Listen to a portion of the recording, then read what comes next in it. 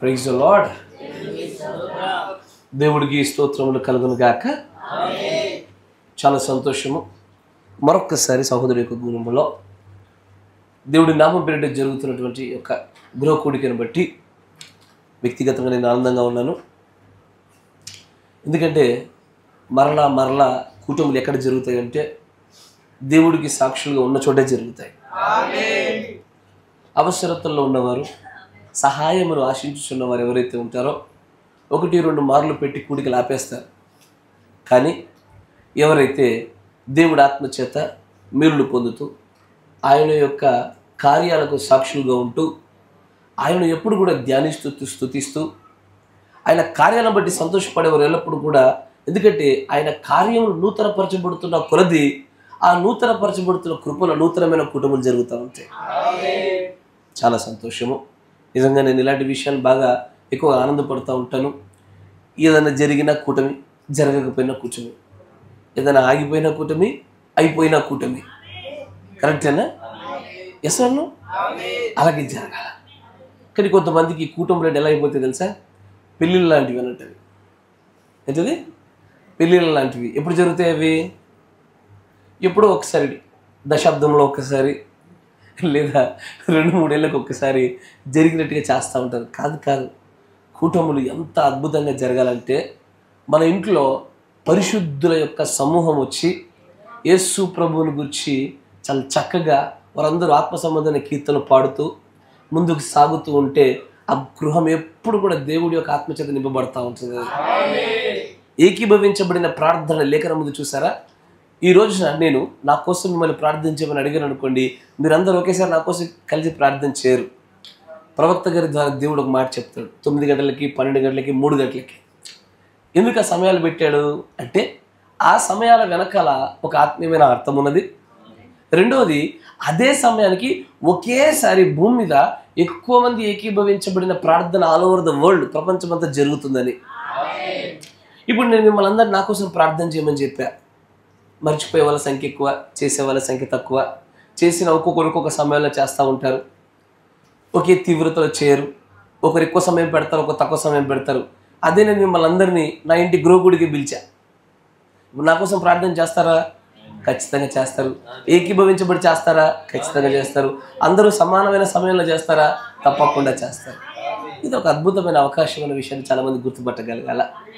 మరొకసారి ఈ గృహంలోకి దేవుని యొక్క వాక్యం చేత, ఆరాధన చేత మనమందరం ఇలా సమకూర్చబడడం నిజంగా సంతోషము. దేవుడి కుటుంబాన్ని దీవించుగాక. మంచి మన సమయాన్ని లేఖనాలు కూడా గడిపే ప్రయత్నం చేద్దాం. ప్రకటన గ్రంథము, యోహాను రాసిన ప్రకటన గ్రంథము 1వ అధ్యాయము 9వ వచనం నుంచి గమనించుదాం. మీ సహోదరుడును యేసును బట్టి కలుగు శ్రమలోను, రాజ్యములను, సహనములను పాలివాడనైన యోహానును నేను దేవుని వాక్యము నిమిత్తము, యేసును గూర్చిన సాక్ష్యము నిమిత్తము పద్మాసు ద్వీపమున పరవాసినైతిని. ప్రభువు దినమందు ఆత్మవశుడనై ఉండగా బూరధ్వని వంటి గొప్ప స్వరము నీవు చూచుచున్నది.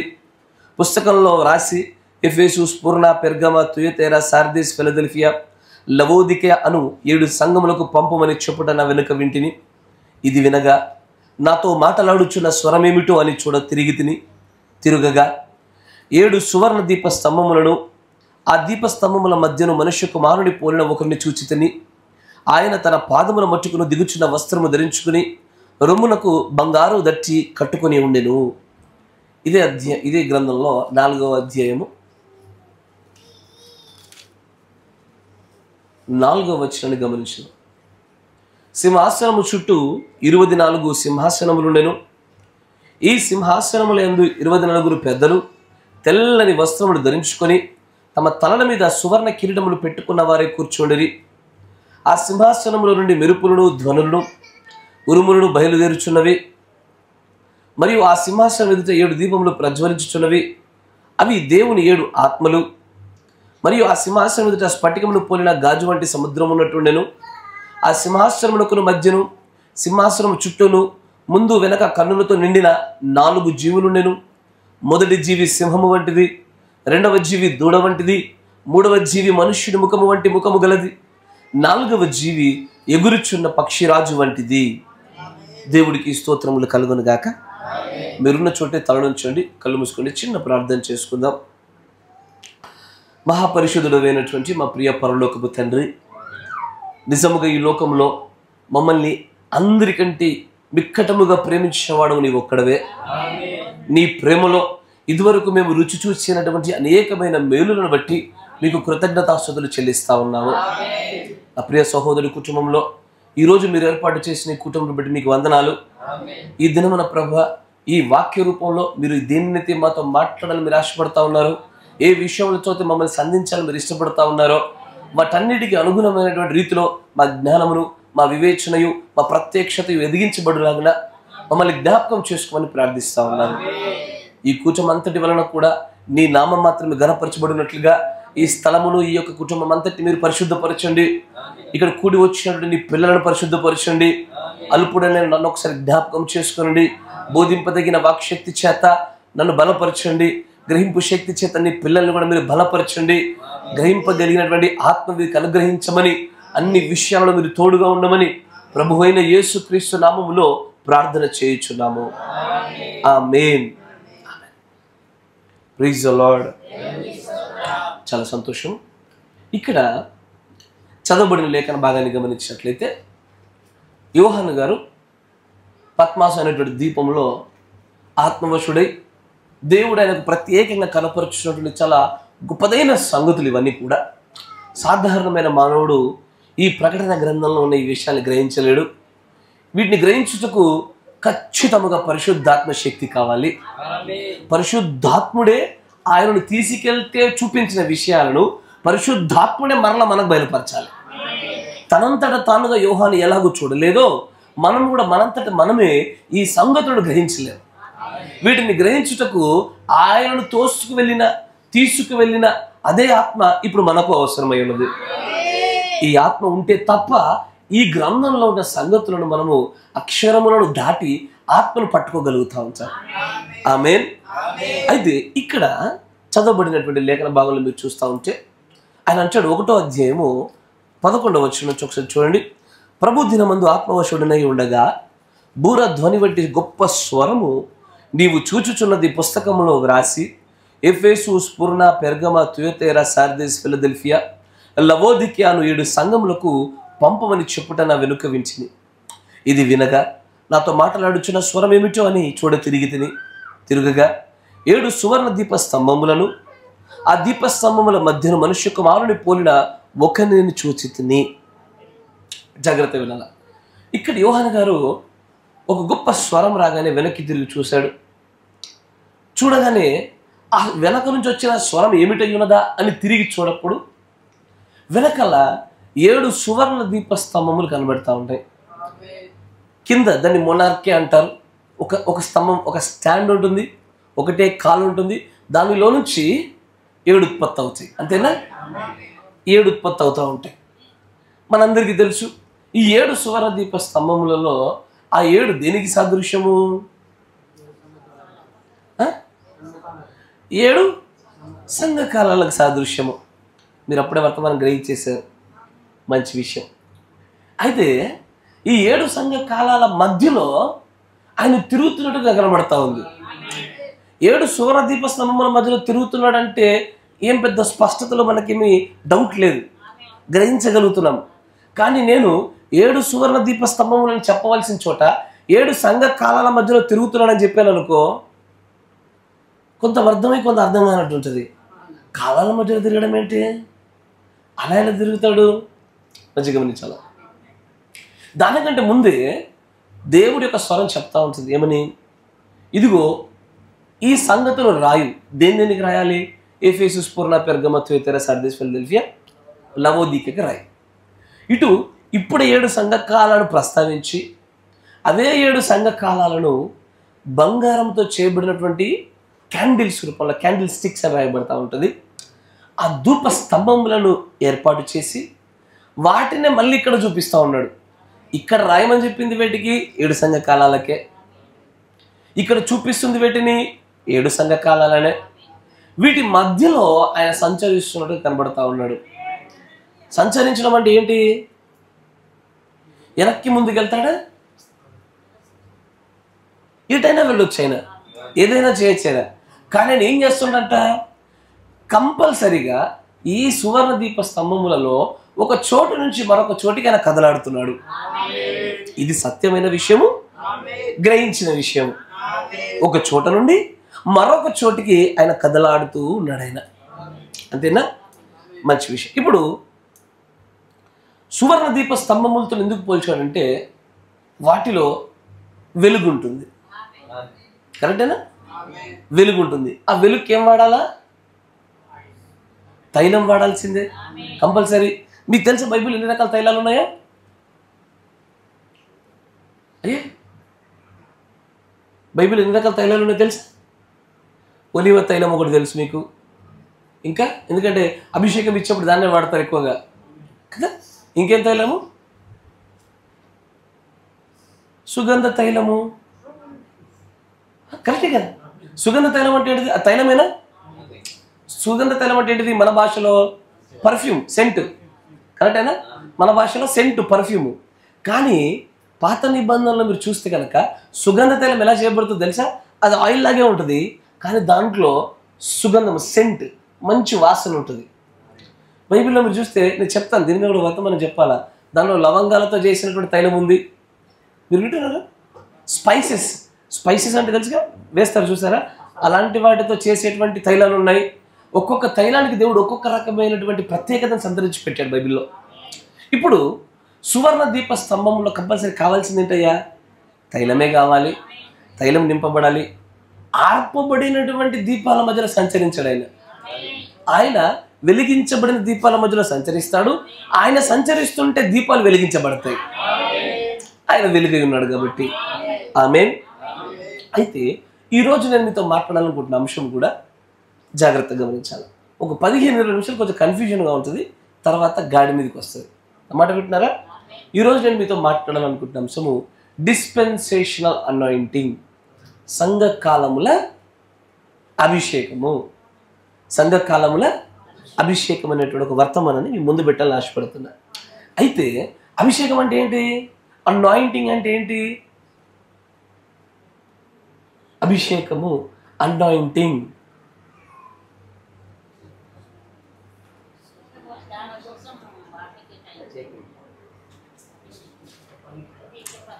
అది ప్రతిష్ట. నేను అడిగేది అభిషేకం అనే పదం నాకు అర్థం అడుగుతున్నా. దేన్ని అభిషేకం అంట? అయ్యా ఉదాహరణ చెప్తా. ఆత్మాభిషేకం, తైలాభిషేకం, ఇంకా ఎస్ అంటే ఏంటిది? దానితో నింపబడుట, దానితో పూర్తిగా కవర్ చేయబడుట. ఇప్పుడు అహరోనుకి అభిషేకం చేశారు. ఎలా చేశారు? తల మీద పోస్తే అది అహరోను గడ్డం మీద నుంచి కారి మొత్తం కింద దాకా వచ్చింది. అభిషేకం అంటే దాని చేత పూర్తిగా చేయబడుట, అంటే దానితో మిమ్ములను అంటుట, దానితో మిమ్మల్ని తాకుట, అదే అభిషేకం. అంతేనా కదా? అయితే మంచి గమనించండి, మనం ఈ లేఖనాన్ని చూస్తూ ప్రకటన గ్రంథంలో 4వ అధ్యాయంలో మరొక లేఖనాన్ని చూసాం. ఏంటి ఆ లేఖనము అంటే, దేవుడి సింహాసనం వేయబడుట, చుట్టూ 24 పెద్దలు ఉండుట కదా, వారి చుట్టూ 4 జీవులు ఉండటం చూసాం. ఆమె 4 జీవులు ఉండటం గమనిస్తూ ఉన్నాం. ఈ 4 జీవులు చాలా మర్మయుక్తమైనటువంటి బీస్ట్, జంతువులు, శక్తులు. ఈ 4 జీవులు కూడా, ఈ 4 జీవులు ఇవి ప్రత్యేకంగా కొన్ని విషయాలను సూచించేవి. మీరు ఎప్పుడైనా చూస్తే బైబిల్లో ఒకే ఒక్క నది ఉండే 4 పాయలుగా విభజించబడ్డది. 4 దిక్కులు ఉంటాయి. కరెక్టేనా? ఇంకా 4 సువార్తలు ఉంటాయి. 4 దిక్కులు ఉంటాయి. కరెక్టే కదా? ఇంకా 4 గుర్రాలు ఉంటాయి. కరెక్టేనా? ఎస్ఆర్ తినివేయుటకు ఎన్ని పురుగులు ఉంటాయి? 4 పురుగులు ఉంటాయి. ఈ 4 ఎందుకయ్యా? సరే, మీరు కాసేపు ఒకవేళ మీరు సువార్తల్లో చూస్తే మన బైబిల్లో ఎన్ని సువార్తలు ఉన్నాయి? 4 సువార్తలు. ఎందుకు ఒక సువార్త సరిపోదా? అంటే ఒక సువార్తే ఈ 4గింటిలో అక్కడున్న సమాచారం, ఇక్కడున్న సమాచారం అంతటిని కలిపి ఒక చోట పెట్టి ఒక సువార్తగా రాయకూడదా? మొత్తం సమాచారం అంతా తెలిసినట్లుగా చేయడానికే సువార్త రాసేది. అన్నిటిలో ఉన్న సమాచారాలన్నీ తీసుకొచ్చి ఒకే ఒక్క దానిలో పెట్టి పరిపూర్ణమైన జ్ఞానాన్ని దేవుడు ఇవ్వగలుగుతాడు. కానీ పత్రికలలో భిన్నమైన పత్రికలు ఒకసారి రాసింది మరోసారి కనబడకపో ఉండవచ్చు. కానీ సువార్తలు అట్లా కాదు. సువార్తల్లో రాస్తే కొన్ని సంగతులు 4 సువార్తలు కనబడతాయి, రిపీటెడ్గా కనబడుతూ ఉంటుంది. కరెక్టేనా? కానీ ఈ 4 ఎందుకోసం పెట్టబడ్డాయి? వీటికి సువర్ణ దీప స్తంభములకు సంబంధం ఏమిటి? అదే ఈరోజు మనం మాట్లాడబోతున్న అంశం. జాగ్రత్త వినాలి. ఇప్పుడు బైబిల్లో మనకు తెలుసు, దేవుడి లేఖనం చెప్తా ఉంటుంది, దేవుడి ప్రేరేపణ లేకుండా లేఖనంలో ఏది రాయబడదు. అది అక్షరమైన పొల్లైన ఏదైనా ఆయన ఆత్మచేత ప్రేరేపించబడితే తప్ప ఏది కూడా ఆయన లేఖనాల్లోనికి అది రాదు. అట్లాగే ఈ 4 సువార్తలు పెట్టడంలో కూడా దేవుడి యొక్క ప్రాముఖ్యమైనటువంటి గొప్ప సంగతి కూడా అలాంటిదే. ఆమేన్. అయితే ఈ 4 సువార్తలు ఏమై ఉన్నవి అంటే యేసుక్రీస్తు వారి యొక్క పరిచర్య కానీ, ఆయన ప్రకటించిన వర్తమానము కానీ, వీటన్నిటి విషయాలలో ఆయన చేసిన పని ఏమై ఉన్నదని ఒక్కొక్కరు ఒక్కొక్క రీతిలో చూస్తున్న కోణాలు రాస్తూ ఉన్నారు. కొన్ని సంగతులు మత్తయి సువార్తలో ఉంటే కొన్ని సంగతులు యోహానులో కనబడవు, కొన్ని యోహానులో ఉంటే మిగిలిన చోట కనబడదు. మీకు పాత శుద్ధీకరణ కనబడాలంటే అత్యధికమైన వివరం ఎక్కడ కనబడుద్ది? యోహాను సువార్తలే కనబడుద్ది, ఇంకో చోట కనబడదు. అంటే ఇలా చేయడం వెనకాల ఆయన ప్రాముఖ్యమైన ఉద్దేశం మీద ఉండాలి. ఆయన ఏదో ఒక గొప్ప ప్రణాళికను కలిగి ఉంటే తప్ప 4 సువార్తల్ని అనుమతించకపోయేవాడైనా. కరెక్టేనా? మీరు చూస్తే బయట లోకంలో చూస్తే యేసు ప్రభు వారిని వెంబడించే శిష్యుల యొక్క మిగిలిన అపోస్తలుల యొక్క సువార్తలను కొన్ని దొరుకుతాయి. వాటికి యొక్క అథెంటిసిటీ లేదు, వాటిని నమ్మరు, వాటిని బైబిల్లో చేర్చలేదు. ఈ 4 మాత్రమే చేర్చారు. 4 చేర్చాలంటే ఏదో కారణం ఉండాలిగా. 4 జీవుల ఉంచడానికి ఏదో కారణం ఉండాలిగా. ఈ 4 జీవులు కూడా దేవుడు చుట్టూ ఉండడానికి గల కారణం ఉండాలిగా. ఆయనేమో సువర్ణ దీప స్తంభం మధ్యలో సంచరిస్తూ ఉన్నాడు. ఆమేన్. Praise the Lord. అయితే ఆయన సంఘ కాలముల ప్రారంభానికంటే మునుపే సంఘ కాలములను గురించి ముందుగానే అనేక విషయాలు చూపించాడు. మంచిగా వినాల. సంఘ కాలములు ప్రారంభం అవ్వడానికంటే మునిపే సంఘ కాలములు ప్రారంభము కాబోతున్నవనియు, అవి ఎలాగూ ఏ శక్తితో నడిపించబడబోతున్నవనియు ముందుగానే దేవుడు తన ప్రజలకు ముందుగానే విషదపరిచి ఉన్నాడు. ఆయన దానిలో ఈ 4 రకాల సువార్తల్ని అద్భుతంగా వాడాడు ఆయన. మనందరికీ తెలుసు, కొంతమంది మర్చిపోవచ్చు. మత్తయి సువార్త అది దేన్ని సూచిస్తుంది అంటే, అయ్యా సింహం అనేటువంటి జంతువుతో చూపించబడతా ఉంటుంది. ఇప్పటిదాకా 4 జంతువులు 4 సువార్తలు, 4 జంతువులకు 4 సువార్తలు జోడిస్తే అయిపోతుంది, అంతే కదా. మత్తయి సువార్త సింహము, తర్వాత మార్కు సువార్త ఎద్దు, లూకా సువార్త మనుష్య కుమారుని పోలినటువంటిది, తర్వాత యోహాను సువార్త పక్షిరాజుకు సంబంధించింది. ఆమేన్. అయితే ఏ మృగమైనా సరే, మృగం అనగానే దేవుడి ప్రవర్తించాడు శక్తి, పవర్, రెస్పాన్సిబిలిటీ, అథారిటీ. అయితే ఇప్పుడు మత్తయి సువార్తలో అసలు నేను మత్తయి సువార్త చదివితే నేను ఏం గ్రహించగలగాల అంటే, యేసు ప్రభు వారు ఏ విధముగా ఆయన యూదా గోత్రపు సింహమై ఉన్నాడో, వాగ్దానము చేయబడినటువంటి లేఖనాల నెరవేర్పుగా మెస్సయగా ఎలా వచ్చాడో ఈ విషయాన్ని గ్రహించుట కొరకే మత్తయి సువార్త. ఈ మత్తయి సువార్త ఎవరి కోసము?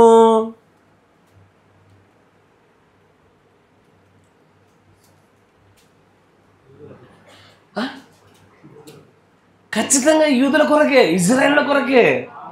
అబ్సల్యూట్లీ ఆమేన్. ఖచ్చితంగా ఇజ్రాయేళ్ల కొరకే. మార్కు సువార్త చదవగా నేను ఏమేం గ్రహించాలా?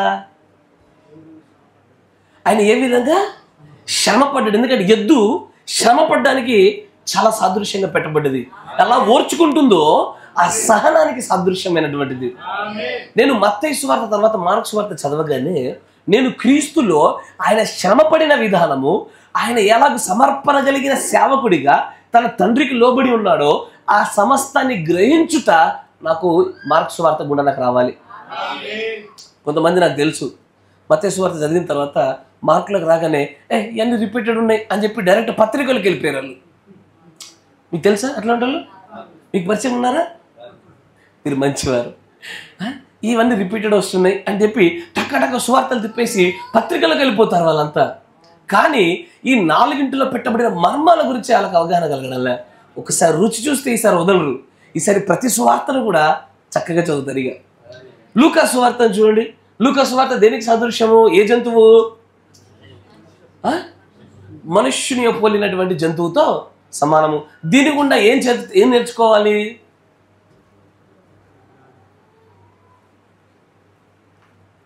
అయ్యో, లూకా సువార్త చదవడం వలన మనం ఏ సంగతులు గ్రహించాలి క్రీస్తులో? దీని ద్వారా యేసు ప్రభు వారి యొక్క మనుష్య భాగమునకు సంబంధించిన విషయాలు చూడాలి. దేవుడి ప్రవక్త ఏమన్నా గుర్తుందా? ఆయన మనుష్యుడై ఉండి దేవుడై ఉన్నాడు, ఆయన నరుడై ఉండి దేవుడై ఉన్నాడు. ఆయన దేవుడిగా ఉండి నరుడిగా ఉండలేడని, నరుడిగా లేకుండా దేవుడిగా ఉండలేడని చెప్పడానికి వీలు లేకుండా ఆయన మిళితమై ఉన్నటువంటి దేవుడు అని చెప్పాడు ఆయన. దీనిలో మొదటిదేమో దేవుడి యొక్క యూదా గోత్రపు సింహముగా ఎలాగున్నాడు అన్న విషయాన్ని సూచించేది. రెండవది ఆయన అనుభవించిన శ్రమను గురించి చూపించేది. మూడవది ఆయన యొక్క మనుష్య భాగములకు సంబంధించినటువంటి ఆ కార్యాలు చూపించేది. కరెక్టేనా? నాలుగవ దానికి వచ్చేసరికి అయ్యా యోహాను సువార్త. ఈ సువార్త ఏ జంతువుతో పోల్చబడింది? పక్షిరాజుతో పోల్చబడింది. ఒకసారి నాకు యోహాను సువార్త అర్థం కాగానే నేను ఏ విషయాలు గ్రహించాలి? అయ్యా యేసు ప్రభువారు ఎలా దేవుడై ఉన్నాడన్న విషయము దైవత్వ మర్మాలు గ్రహించగలగాల. నా మాట మీరు వింటున్నారా? ఈ దైవత్వపు మర్మములన్నీ గ్రహించగలుగుట యోహాను సువార్త ద్వారానే జరుగుతుంది. ఆయన మాత్రం అంటాడు, సర్వంలో సర్వమైన దేవుడు, ఈయన ఆదిలో ఉన్నాడు, అంతకంటే ముందు నుంచి ఉన్నాడు. ఈ మాటలు మిగిలిన 3 సువార్తలు రాసిన వాళ్ళు పలకలేరు. వారి జ్ఞానం, వారి ప్రత్యక్షత వేరు. అవి రాయబడినటువంటి ఆ సువార్తలు ఎవరి కోసం రాయబడిందో వారు వేరు. యోహాను సువార్త ఎవరి కోసం రాయబడింది? నా కోసం రాయబడింది, మన కోసం రాయబడింది. అయ్యా యోహాను సువార్త మనది. మరి లూకా సువార్త లోకానిది. ఆయన మనుష్య భాగాన్ని చూపించేది లోకానికి. మార్కు సువార్త ఆయన శ్రమను సూచించడానికి. ఆమేన్. ఎందుకు ఈ 4 జంతువులలో నుంచి నేను మిమ్మల్ని 4 సువార్తలకు పట్టుకొచ్చా. వీటికి మధ్యలో సంబంధాన్ని చూపించా. ఈ జంతువుల వలన ఈ సువార్తలకు మధ్యలో ఉన్న బాంధవ్యంలోనే ఈ 7 సంఘ కాలములకు సంబంధించిన విషయాలలో ఆయన ఏ విధముగా అయితే అభిషక్తుడిగా మలచబడ్డాడో. మంచిగా వినాలా? అభిషక్తుడు అంటే ఏంటి? క్రీస్తు అంటే అభిషక్తుడు. వెరీ గుడ్, బాగా చెప్పారు. అభిషక్తుడు అంటే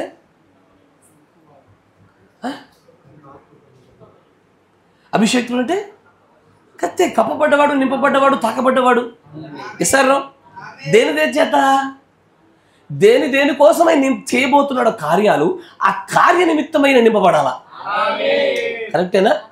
నేను ఆత్మ కార్యాలు చేయబోతా ఉంటే ఆత్మచేతని అభిషేకించబడాలా. చేస్తారు. నేను ఒక రాజ్యంలోనికి అధికారిగా రాజు నిలబడబోతుంటే ఆ రాజ్యాధికారం చేత అభిషేకించబడాలా. ఆ అభిషేకం ఉంటేనే నేను చేయగలుగుతా. ఎందుకంటే రాజు అయిన దావీదు మీద చేసిన అభిషేకం వేరు, క్రీస్తు మీద కలిగిన అభిషేకం వేరు. ఇది రాజరికము యొక్క అధికారాన్ని రాజుగా ఉండగా చేసిన అభిషేకము, ఇది క్రీస్తుగా ఉండడానికి చేయబడిన అభిషేకము. కరెక్టేనా? ఆమేన్. అయితే యేసు ప్రభు వారు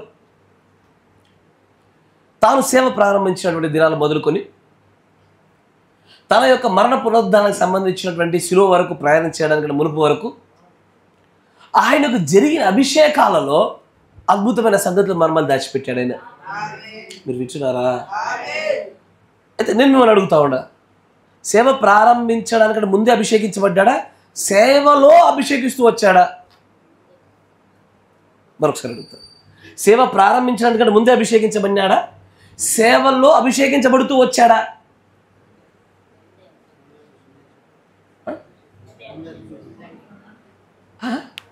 నాకు చెప్పాలి.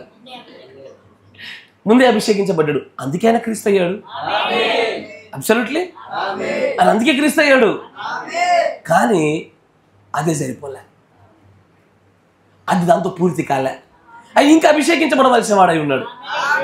అందుకే ఆత్మ చేత ఆయన అభిషేకించబడినప్పటికీ, ఆత్మ కార్యములు చేయడానికి పరిపూర్ణుడైనప్పటికీ, ఆయన శిలువ మరణ పునరుద్ధాన విషయాలలో, తన యొక్క సమాధి కార్యక్రమము విషయములో, తాను శిలువను చేరుకోవడానికి ముందు 3 దశలలో ఆయన అభిషేకించబడ్డాడు. ఆయన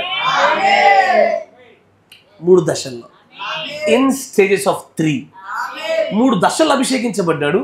ఈ 3 దశలకి 4 జీవులకి, ఈ 3 దశలకి 7 సంఘకాలకి, ఈ 3 దశలకి అభిషిక్తునికి సంబంధం వచ్చింది. మీరు వింటున్నారా? ఈయన 3 దశల అభిషేకానికి 4 జీవులకి, ఈయన 3 దశల అభిషేకానికి 7 సంఘకాలకి, ఈయన 3 దశల అభిషేకానికి మనకు నీకు అందరికి సంబంధం ఉంది. ఇక్కడ నా మాట వింటున్నారా? అయితే ఆయన 3 దశల అభిషేకంలో ఒక్కొక్కటి అంచెలంచెలు చూసుకుని ముందుకు సాగిపోదాం. జాగ్రత్త. మత్తయి సువార్త. కన్ఫ్యూజన్గా ఉందా? God bless you. మీ మౌనం అంగీకారం లేదనుకుంటున్నా నేను. మత్తయి సువార్త 26వ అధ్యాయం 6వ వచనం. యేసు బేతానియాలో కుష్ఠరోగి అయిన సీమోను ఇంట ఉన్నప్పుడు, అయ్యా ప్రతి డీటెయిల్ జాగ్రత్తగా గమనించాలా. దేవుడు ఏ సంగతిని ఊరికే రాయనివ్వడు.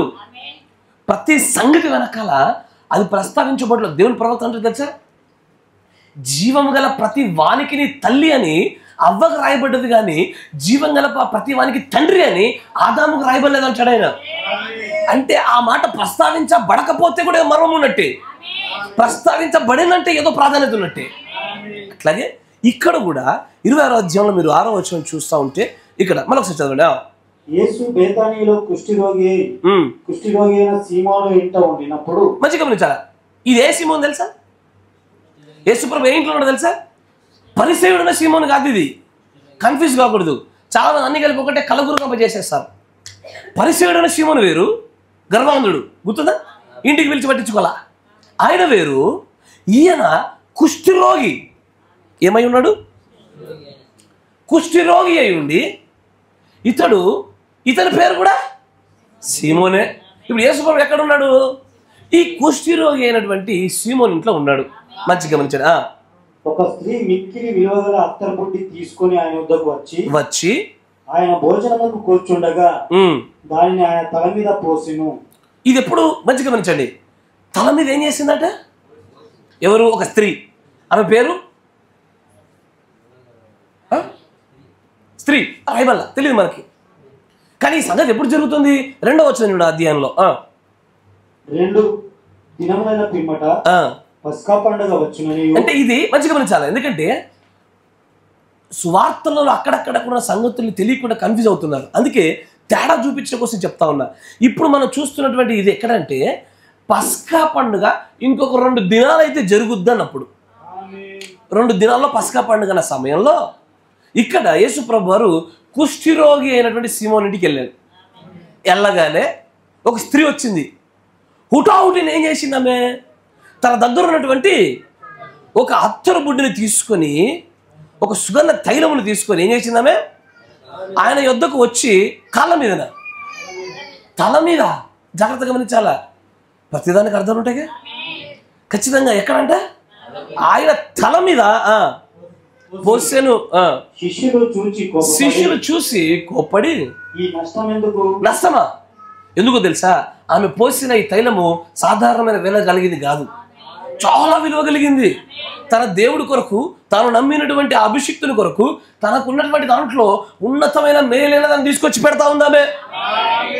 అది పెడుతుండగా చూస్తే ప్రజలకు అనిపిస్తా ఉంది, ఈ ఏమిది ఇంత నష్టం ఎందుకు, ఇదే ధనాన్ని తన కోసమా బీదల వరకు వాడితే బాగుండుగా, ఇది ఈయన కోసం వాడడం ఎందుకు, పోయి మళ్ళీ ఎత్తగా సాధారణంగా అత్తరట పూసుకుంటారు, ఏదో ఇక్కడో చెవులు వెనకాల అక్కడెక్కడ 2 చుక్కలు పూస్తారు. ఆమె ఏం చేసింది, పోసేసింది నేరుగా, ఇంకొక అవకాశం దొరకదేమో అన్నట్టుగా పోసేయగానే శిష్యులు అంటారు చూసి గొప్పడి, ఇంత నష్టం ఎందుకు తల్లి నీకు, దీనిని గొప్ప వెలకు అమ్మి ఎస్ బీదలకు ఇవ్వవచ్చునే అనేది కదా. సేమ్ ఇలాంటి మెంటాలిటీ చాలా మందిలో ఉంటుంది. ఇంత ఖర్చు అవసరమా, మీటింగ్లకు ఇంత పెట్టుడు అవసరమా, దైవకార్యకి ఇట్లా చేయడం అవసరమా, లేనోడికి ఇవ్వచ్చుగా, డబ్బులు లేని బాధలు ఉన్నోడికి ఇవ్వచ్చుగా. ఇంకో ఇట్లా అనేటువంటి హృదయం లేకుండా పోలేని వారు ఉన్నారు కూడా కదా. శిష్యులు అదే అంటారు, ఇంత డబ్బు వ్యర్థం అవసరమా, ఎందుకమ్మా, అమ్మి బీదలకు ఇస్తే బాగుపడతారుగా, దేవుడు నమ్మ గణపరచబడుద్దిగా అనేటువంటి ఈ కోణం గుండా ఉండే భక్తి కలిగిన వారు కూడా లేకపోలే. అప్పుడు అంటారు యేసు ఆ సంగతి తెలుసుకొని, శిష్యులు ఇట్లా కోప్పడ్డారన్న విషయాన్ని విని తెలుసుకొని అప్పుడు యేసు ప్రభువారు అంటారు, ఈ స్త్రీ నా విషయమై ఒక మంచి కార్యం చేసెను. ఆమె చేసింది మంచి కార్యమా, వెలగలిగిన అత్తరు, వెలగలిగిన సుగంధ తైలము ఒక్కసారి తల మీద పోసేసి, ఆ డబ్బు మామూలుది కాదు, బీదలకు ఇస్తే కొన్ని నెలల పాటు బతకగలిగే డబ్బు అది. అయినా సరే యేసు ప్రభువారు అంటారు, ఈమె చేసింది మంచి కార్యం, ఇట్స్ వెరీ గుడ్ థింగ్, చాలా మంచి పని. శిష్యులు ఏమంటున్నారు, ఇది మంచి పని కాదంటున్నారు. మనుషులు మంచిది కాదని దాన్ని దేవుడు మంచిది అంటాడు, దేవుడు మంచిదా దాన్ని మనుషులు కాదంటారు. భిన్నమైన లోకం ఇది. దేవుడు అంటాడు, ఎందుకని మీరు ఆమెను తిడతా ఉన్నారు, ఆమె మంచి పని చేసింది.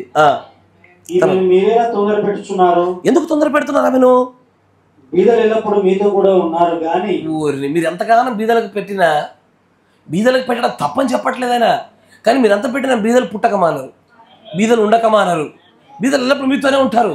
కానీ అని అంటాడు, నేను ఎల్లప్పుడు మీతో కూడా ఉండను. ఈమె ఈ అత్తరు నా శరీరం మీద పూసి నా భూస్థాపన నిమిత్తము దీనిని చేసెను. నా భూస్థాపన నిమిత్తము ఈమె చేసిన ఈ కార్యాన్ని సర్వలోకమందు ఈ సువార్త ఎక్కడ ప్రకటించబడునో అక్కడ ఈమె చేసినదయు ఈమె జ్ఞాపకార్థంగా ప్రశంసింపబడునని మీతో నిశ్చయంగా చెప్పుచున్నానని వారితో నేను. జాగ్రత్తగా ఎంత అద్భుతమైనటువంటి ఆశీర్వాదం ఇచ్చాడంటే, నా సువార్త ప్రకటించబడితే ఈ స్త్రీ గురించి మాట్లాడాలి ప్రజలు. ఏమని తెలుసా, ఈ బ్రదర్ దగ్గర ఈ సువార్త చెప్తున్నా, అయ్యా నీకు తెలుసా యేసు ప్రభు అంటే ఎంత గొప్పవాడో. ఒక స్త్రీ తన ముక్కు మొహం తెలీదు, తన దగ్గర ఎంత ధనమో తెలీదు, కానీ పేదరాలను మాత్రం తెలుసు. తనకున్న సమస్తాన్ని వెచ్చించి క్రీస్తును అభిషేకించుటకు తైలము చేత ఆ సమాధి కార్యక్రమానికంటే మునిపే తన సమస్తాన్ని వెచ్చించి మరి ఇలాగూ చేసిందయ్యా. దేవుడు అంటే అంత ప్రేమ కలిగిన స్త్రీ ఒకటి ఉందని చెప్పొచ్చు. ఇలా జ్ఞాపకం చేసుకోవాలంటాడు ఆయన. కరెక్టేనా? అయితే ఆ 12వ వచనాన్ని ఒకసారి ఇంగ్లీష్లో చూడండి అయ్యా. దేవుడు అంటాడుగా, నా శరీరము మీద పోసి నా భూస్థాపన నిమిత్తము దీన్ని చేశాను. అక్కడ అంటే దాన్ని ఇంగ్లీష్లో అంటాడు, for in that for she has poured this ointment on my body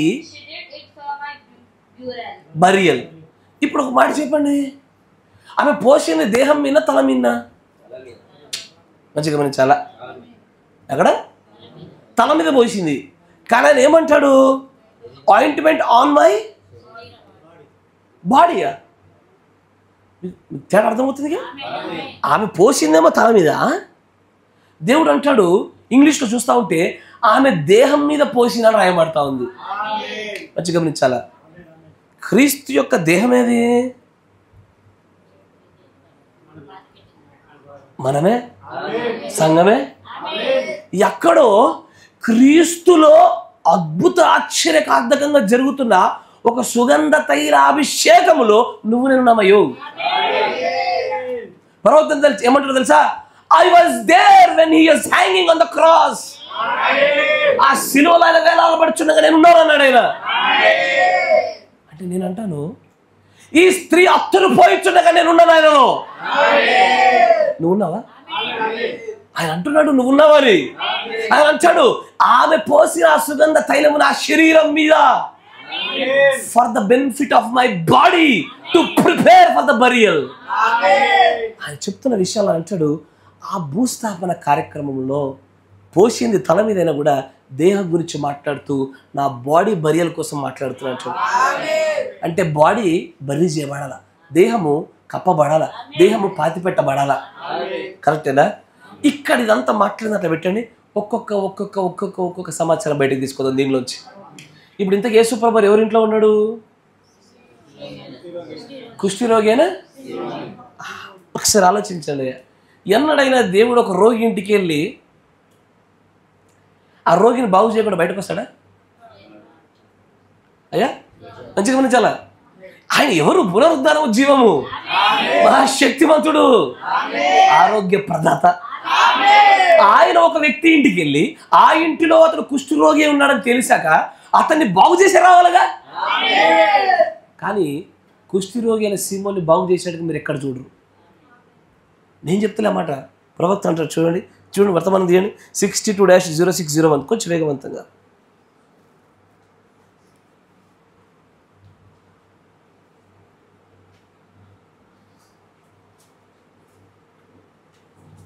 (62-0601).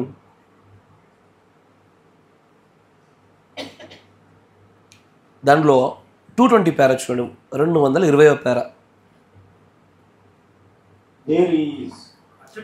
అచ్చట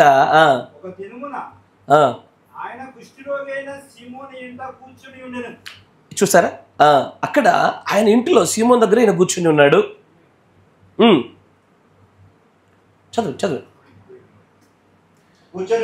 కూర్చొని ఉండెను, ఒక్క మాట కూడా అనకుండా ఆయన అతనిని స్వస్థపరిచెను. ఒక్క మాట అయినా చూడండి, మంచి చూడండి. Not one word said he healed him. He was a leper. Nothing says he healed him. మంచిది చదవాలా మీరు? మొత్తం చదవని చెప్తా. ఒక మాట అయినా అనకుండా ఆయన అతనిని స్వస్థపరిచెను. అతను ఒక కుష్ఠరోగి ఉండెను. ఎస్. ఏమీ మాట్లాడకుండా ఆయన అతనిని స్వస్థపరిచెను. ఎస్. అది నిజము. అది నిజము. మంచి గమనించాల. ఇక్కడ ఈయన ఒక్క మాట కూడా పలకల. ఏ ఒక్క మాట కూడా పలకకుండానే ఈయన ఒకరి ఇంటికి వెళ్ళి, ఎక్కడ కూడా ఆయన వెళ్ళిన చోట అనారోగ్యం కలిగిన వారు ఉన్నాడు మనం ఎప్పుడు చూడము. కానీ ఈయన బాగుపడ్డ సంగతి మీరు బైబిల్లో కనిపెట్టరు. వర్తమానంలో దొరుకుద్ది మీకు. కుష్ఠరోగి అయినటువంటి ఈ సీమోను గురించి స్వస్థపరచబడినట్లుగా ఇది మత్తయి సువార్త యొక్క ఆ జంతువైనటువంటి సింహ అభిషేకం కింద చూస్తే కనబడదు.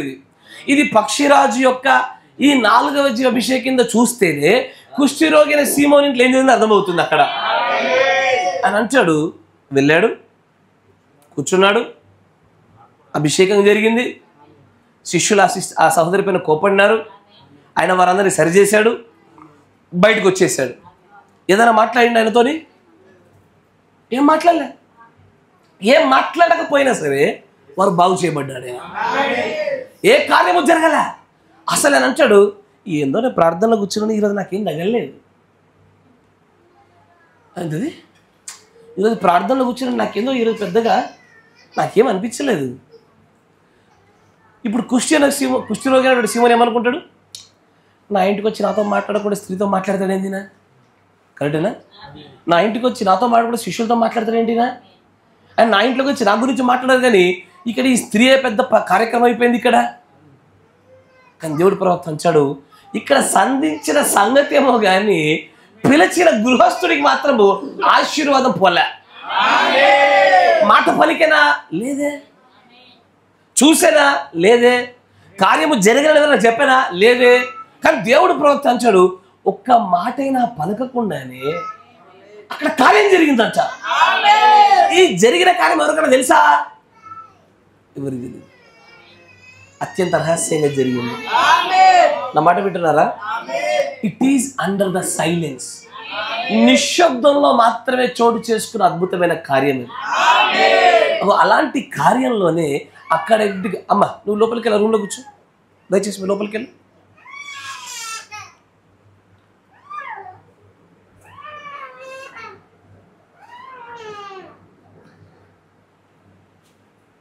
లోపలికి వెళ్ళిపోవచ్చు, లోనికి లోపలికి వెళ్ళిపోవచ్చు.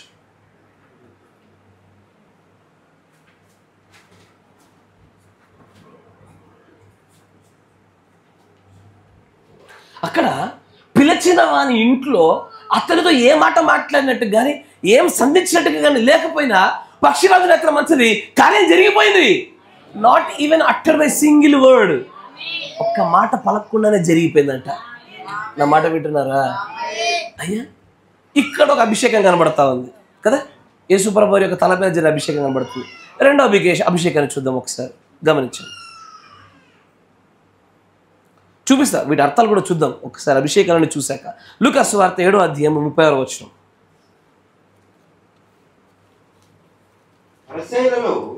పరిసయ్యులలో ఒకడు తనతో కూడా భోజనము చేయవలనని ఆయన అడిగాను. ఆయన ఆ పరిసయ్యుని ఇంటికి వెళ్ళి భోజన పంక్తిని కూర్చుండగా ఆ ఊరిలో ఉన్న పాపాత్మురాలైన ఒక స్త్రీ యేసు పరిసయ్యుని ఇంట భోజనములకు కూర్చున్నాడని తెలుసుకొని ఒక బుడ్డులో అత్తరుని తీసుకుని వచ్చి వెనక తట్టు ఆయన పాదముల యొద్ద నిలబడి ఏడ్చుచు కన్నీళ్లతో ఆయన పాదములను తడిపి తన తల వెంట్రుకలతో తుడిచి ఆయన పాదములను ముద్దు పెట్టుకొని ఆ అత్తరును వాటికి పూసెను. ఆయనను పిలిచిన పరిసయ్యుడు అది చూచి, ఈయన ప్రవక్త అయిన యెడల తన్ను ముట్టుకొనిన ఈ స్త్రీ ఎవతియో ఎటువంటిదో ఎరిగియుండును, ఇది పాపాత్మురాలు అని తనలో తాను అనుకునేను. యాక్చువల్గా ఇప్పటి వరకు మనం చదివినటువంటి వర్తమానం ఏదైతే ఉందో నాకు ఎందుకు అక్కడ తర్జమా పొరపాటు కనబడుతూ ఉంది. ఇంగ్లీష్లో చూడండి ఒకసారి, ఇంగ్లీష్లో చూడండి ఒకసారి, నేను మరొకసారి గమనించండి. 2వ పేరా చూడండి.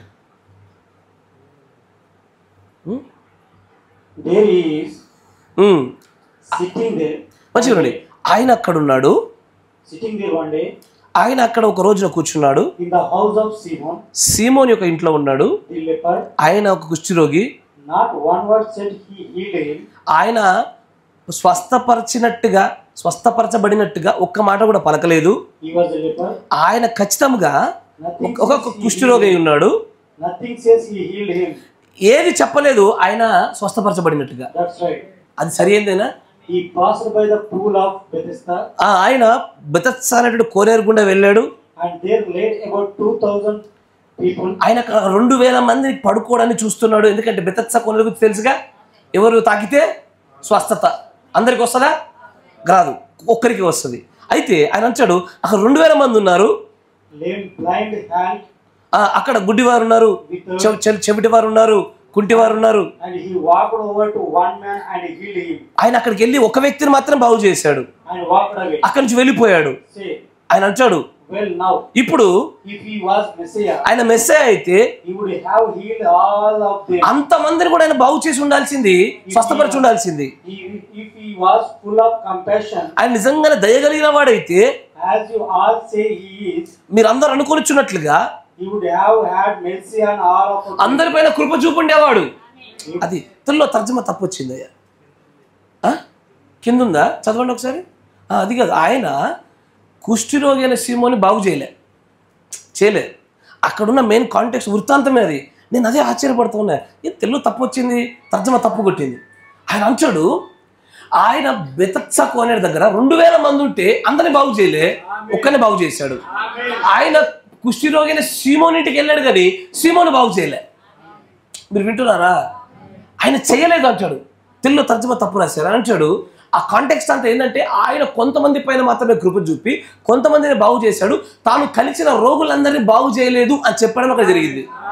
ఇది అక్కడ వృత్తాంతము. తెలుగులో తర్జమా జాగ్రత్త పడండి.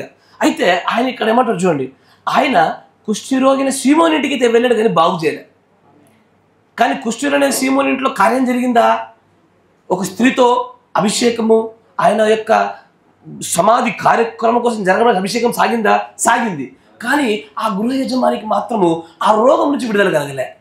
దాని తర్వాత అంటే ప్రవక్త ఈ హ్యాడ్ ద టైటిల్, అంటే ఆ తర్వాత కాలంలో కూడా అతడు కుష్ఠరోగి అయిన సీమోను అనే పేరెందుకు కలిగి ఉన్నాడంటే ఆ రోగం నుంచి విడుదల కలగలేదు కాబట్టి. మీరు వింటున్నారా? సరే, దాని అట్లా ఉంచండి. ఇప్పుడు రెండవ దగ్గర రండి. లూకా సువార్త. పరిసయ్యులలో ఒకడు తనతో కూడా భోజనము చేయవలని ఆయన అడిగాను.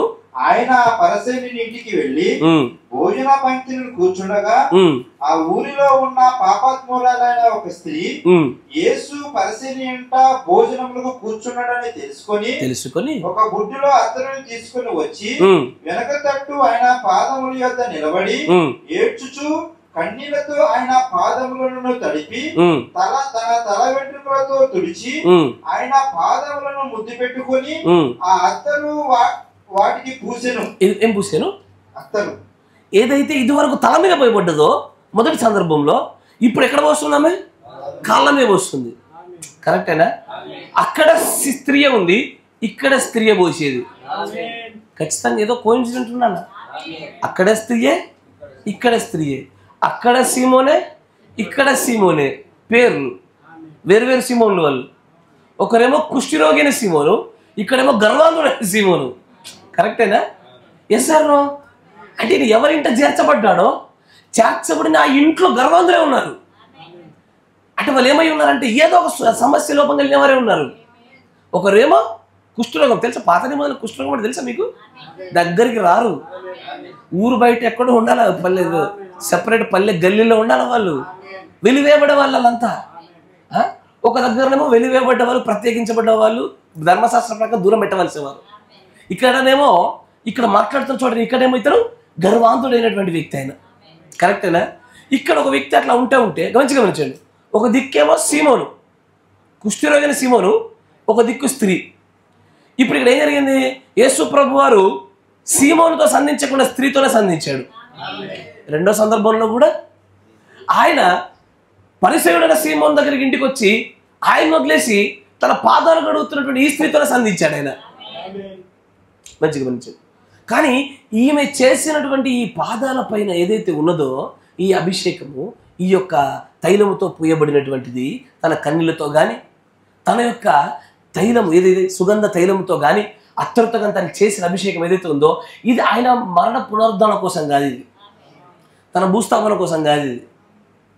ఇది తన క్షమాపణ కోసం. ఇది తాను క్షమించబడాలని, తాను అంగీకరించబడాలని, దేవుడి చేత ఏ విధము చేత బ్రతికించబడాలని కాదు. ఆమె క్రియలు మంచిగా కాదు. ఆమెలో యోగ్యత ఉన్నదా? లేదు. ఆమెలో పరిశుద్ధత ఉన్నదా? లేదు. అయినా సరే అంగీకరించబడాలని కోరుకున్నది ఆమె. ఆమేన్. ఇప్పుడు గమనించండి, ఈ రెండు సంగతులు ముందు పెడితే మూడో అభిషేకం గురించి చక్కగా అర్థమవుతుంది. మంచిగా వినండి. మొదటి అభిషేకం ఏదైతే మీరు చూస్తూ ఉన్నారో యేసు ప్రభు వారి తల మీద జరిగిన అభిషేకం. ఈ అభిషేకంలో ఆ కుష్ఠరోగి అయిన సీమోను ఉన్నాడు చూసారా? అతన్ని మీరు గమనిస్తే దేవుడు అతని ఇంటికి వచ్చాడు కానీ అక్కడ ఆయన విన్నాడు. సీమోను విన్నాడే కానీ దేవుడు ఆయనతో మాట్లాడలే, వారిని బ్రతికించలే, ఆయన్ని బాగు చేయలే. ఇది 7 సంఘ కాలాలలో మంచిగా వినాలా? 7 సంఘ కాలాలలో 4 సంఘ కాలాలకు సాదృశ్యం. మంచిగా వినండి. మీకు ఒక పిక్చర్ డయాగ్రామ్ గుర్తు రావాలా? కిందికి తూర్పు, పైన ఇటు దక్షిణం, ఇటు ఉత్తరం. మంచిగా గమనించండి. ఇక్కడ సింహం ఉంటుంది, పైన ఎద్దు, ఇటు మనుష్యుడు, ఇటువైపు పక్షిరాజు. మంచిగా వినాలా? కరెక్టేనా? తర్వాత కింద మత్తయి సువార్త, మార్కు సువార్త, లూకా సువార్త, యోహాను సువార్త. కరెక్టేనా? మొదటి ముద్ర, రెండవ ముద్ర, మూడవ ముద్ర, నాలుగవ ముద్ర. పౌలు, ఐరేనియస్, తర్వాత మార్టిన్, పైన కొలంబా, ఇటుపక్క వెస్లీ, మార్టిన్ లూథర్, ఇటుపక్క విలియం మ్యారన్ బ్రాన్హామ్. ఇవన్నీ చూసి మర్చిపోతున్నారు. విలియం మ్యారన్ బ్రాన్హామ్ అంటే మొదటి 4 సంఘకాలంలో జరిగిన విషయాలు గమనించాలి. మొదటి 4 సంఘకాలాల్లో సైమన్ అనే పేరుకి అర్థమేంటో తెలుసా? టు లిజన్, వినుట, కేవలం వినుట మాత్రమే. అక్కడ జీవ ఉత్పత్తి జరగదు, వినుట మాత్రమే జరుగుద్ది, కార్యాలు జరగవు, వారు బాగు చేయబడ్డం జరగదు. కానీ అక్కడ కార్యాలు ఉంటాయా? ఉంటాయి. ఇక్కడ కుష్ఠరోగి అయినటువంటి సీమోను మొదటి 4 సంఘ కాలములకు సాదృశ్యము. ఆ మొదటి 4 సంఘ కాలాలలో ఏ సంఘ కాలంలోనే సరే 2 చర్చిలు ఉంటాయి, నిజ ద్రాక్షావల్లి, అబద్ధ ద్రాక్షావల్లి. కరెక్టేనా? ఇక్కడ ఈ పురుషులుగా కనబడుతున్నటువంటి ఈ సీమోను పేరు గల ప్రతి ఒక్కరూ కూడా అబద్ధ ద్రాక్షావల్లికి సాదృశ్యం. వారు పిలుస్తారు దేవుణ్ణి ఇంట్లోకి, కానీ ఆయన చేత ఏ కార్యము జరిగించబడదు. ఆయన ఏ విషయమైనటువంటి అద్భుత కార్యం వాళ్ళ దగ్గరికి వెళ్ళి చూడరు. కానీ ఆయన ఇంటిలోనికి పిలిచిన తర్వాత వాళ్ళ ఇంట్లోనికి ఎవరికి తెలియకుండా రహస్యంగా గుట్టు చప్పుడు కాకుండా వచ్చిన ఆ స్త్రీ ఉందో చూసావు, నిజ సంఘము, ద బ్రైడ్. ఆ నిజ సంఘానికి మాత్రమే దేవుడు కార్యాలు చేస్తున్నాడు. మొట్టమొదటిగా సువార్త ఎవరిది? ఎవరి దగ్గరికి వచ్చింది? కొత్త నిబంధన యూదుల దగ్గరికి. కొత్తగా వచ్చి అన్ని జనులు కూడా ఎవరి దగ్గరికి వచ్చింది? అబద్ధ సంఘానికే. ఎస్ఆర్నో రోమీలే వాళ్ళు ఏమంటారు? మాదే తల్లి సంఘము, మేమే సమస్తాన్ని చేసేటువంటిది, మాదే బోధ అనుకుని వారు ముందుకు వస్తూ ఉన్నారు. కానీ దేవుడు ప్రవర్తించాడు, they receive the Christ only by invitation but not to the heart. వారు ఇంటిలోనికి తెచ్చుకున్నారు కానీ వాళ్ళ హృదయాలకు తెచ్చుకోలే. కానీ ఇంకొక స్త్రీ ఉంది అక్కడ, పేరు తెలియని స్త్రీ. ఆ స్త్రీ మాత్రము ఏం చేసింది? ఇల్లు లేదా ఆమెకి పిలుచుకోవడానికి, కానీ హృదయంలోకి అయితే పిలుచుకోగలిగింది ఆమె. అక్కడ ఉన్నటువంటి ఆ కుష్ఠరోగి అనే సీమోను మొదటి 4 సంఘకాలకు సాదృశ్యము. ఆ స్త్రీ పట్ల జరిగిన కార్యం కూడా మొదటి 4 సంఘకాల సాదృశ్యం. అయితే ఆయన ఏమంటాడు? నా దేహము పాతి పెట్టబడుటకి ఇది జరిగిను. మొదటి 4 సంఘకాలలో దేవుడి యొక్క సంఘానికి అదే జరిగింది. దేవుడి సంఘం ఏమైందయ్యా? డెడ్, మృతమే, చచ్చింది. ఎన్ని సంఘకాలాలు గుర్తుపెట్టుకోండి? ఎన్ని? 4 గుర్తుపెట్టుకుని పని ఉంది మన తర్వాత. ఎన్ని? 4 సంఘకాలాలు. ఈ 4 సంఘకాలాల్లో కూడా దేవుడు 2 యొక్క జంతువుల శక్తితో కార్యాలు జరిగించాడు. ఏంటిది? ఒకటి సింహం శక్తితో, 2 ఎద్దు వంటి జంతువు లాంటి ఆత్మతో తన సంఘాన్ని కాపాడాడు. ఒక మాట చెప్పండి. ఇప్పుడు ఎద్దుంది, ఎద్దు గొడ్డు చాకిరి చేస్తుంది. చేసి చేసి చేసి చేసి దాని వయసు అయిపోగా, దాని పని అయిపోగా ఏమైపోతుంది? దాన్ని ఏం చేస్తారు? కరెక్టేనా? Persecution, sacrifice. ఈ 4 సంఘ కాలాలలోనే క్రైస్తవులందరూ కూడా అత్యంత భయంకరంగా అయ్యా ఏం చేయబడ్డారు? ఎద్దులాగే కష్టపడి పనిచేశారు. వారు హతసాక్షులైపోయారు. ఎద్దుని ఎలాగైతే మనం చివరి దానికి సమయం ముగిసిన వెంటనే నరుకుతారో అదే మాదిరిగా క్రైస్తవులందరినీ ఊతకోత కోసారు. ఇది గుర్తుందా? 10 దినాల శ్రమ వస్తుందని చెప్పి దేవుడు అంటాడు సంఘకాలంలో. 10 దినాలు అంటే 10 సంవత్సరాల యొక్క శ్రమ. ఆదిమ సంఘకాలంలో శ్రమ. వారందరూ కూడా ఏ విధంగా కాల్చబడ్డారో చెప్పబడడానికి శ్రమ. ఈ మొదటి అభిషేకంలోనే దేవుడు 4 సంఘకాలను చూపించినాడు. ఆమేన్. ఆ సమయంలో దేవుడు ఈ 2 శక్తుల ద్వారా తన సంఘాన్ని కాపాడాడు. ఒకటి సింహపు శక్తి చేత సువార్త ప్రకటన జరిగింది, ఎద్దు శక్తి చేత సహించి చచ్చిపోవడం జరిగింది. అత్యధికమైనటువంటి క్రైస్తవ హతసాక్షులు ఉన్నటువంటి సంఘకాలాలు ఇవే. ఈ సమయంలో తెలుసా 64 క్రీస్తు శకం నుంచి 312 4 సంఘకాల వరకు చెప్తున్నా, 12 వరకు దగ్గర 3 మిలియన్ల మంది క్రైస్తవులు హతసాక్షులుగా చచ్చిపోయారు. ఒక ఎద్దు మాదిరిగా హతసాక్షులుగా చచ్చిపోయినారు వాళ్ళంతా. ఇప్పుడు ఈ మొదటి అభిషేకాన్ని 4 సంఘకాలంలో చూసాం. రెండో అభిషేకం దగ్గర రండి. ఇక్కడ ఎవరు? పరిసయుడైన సీమోను. అక్కడ కుష్ఠరోగి అయిన సీమోను అబద్ధ సంఘానికి సాక్ష్యంగా కనబడతా ఉంటే ఇక్కడ ఇతరులు కూడా ఎట్లా కనబడాలా?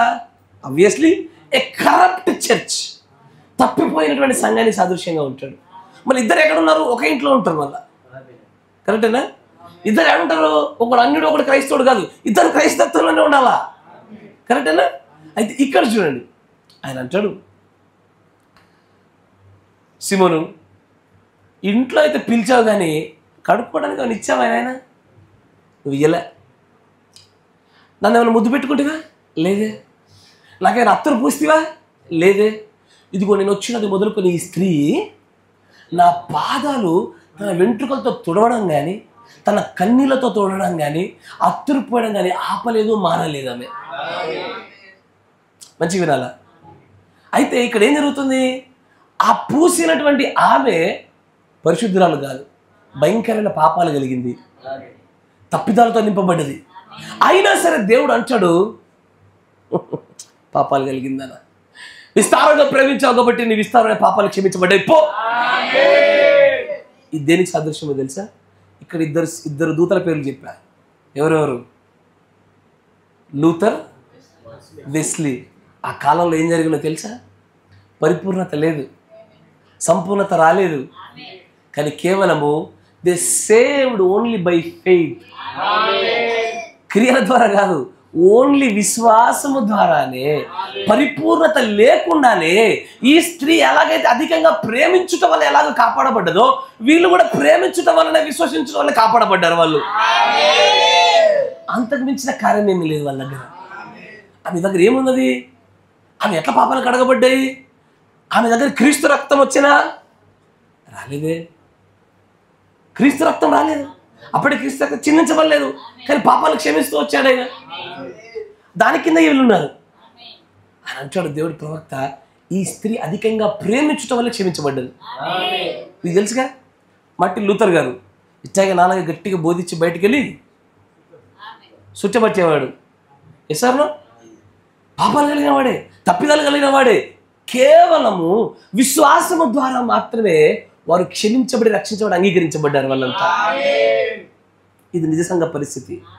అందుకే ఈ రెండవ అభిషేకము రెండు సంఘకాలకు సదృశ్యం. ఏ సంఘము? సార్దీసు, ఫిలదెల్ఫియా. కరెక్టేనా? ఈ రెండవ అభిషేకము సార్దీస్ సంఘకాలానికి, ఫిలదెల్ఫియా సంఘకాలానికి అది ఖచ్చితమైనటువంటిది. ఆమెన్. తర్వాత అందుకే దాని అంటాడు, ఇది నా భూస్థాపన కోసం కాదు చేయబడ్డది, ఇది ఆమె క్షమాపణ కోసం చేయబడ్డ అభిషేకం ఇది. కరెక్టేనా? ఇప్పుడు రెండింటిని చూసారా? మూడోది చూద్దామా? నువ్వు నేను ఎక్కడుంటాం అక్కడ చూసుకుందామా? మనం ఉండే స్థలాన్ని చూసుకుందాం. ఆమెన్. ఏడుంది మూడోది? ఖచ్చితంగా యోహాన్లోనే ఉండాల, యోహాను సువార్త. ఎందుకంటే దాంట్లోనే మనం ఉన్నాం, అది మన గ్రంథం. అది 12వ అధ్యాయం 1వ వచనం చూడండి.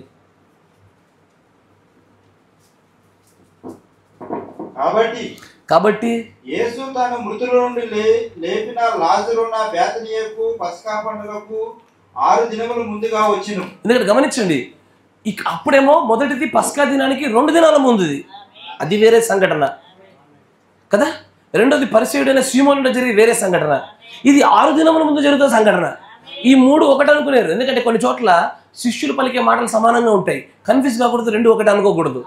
ఇక్కడ అంటాడు 6 దినముల ముందు జరుగుతున్న సంఘటన. చదవండి.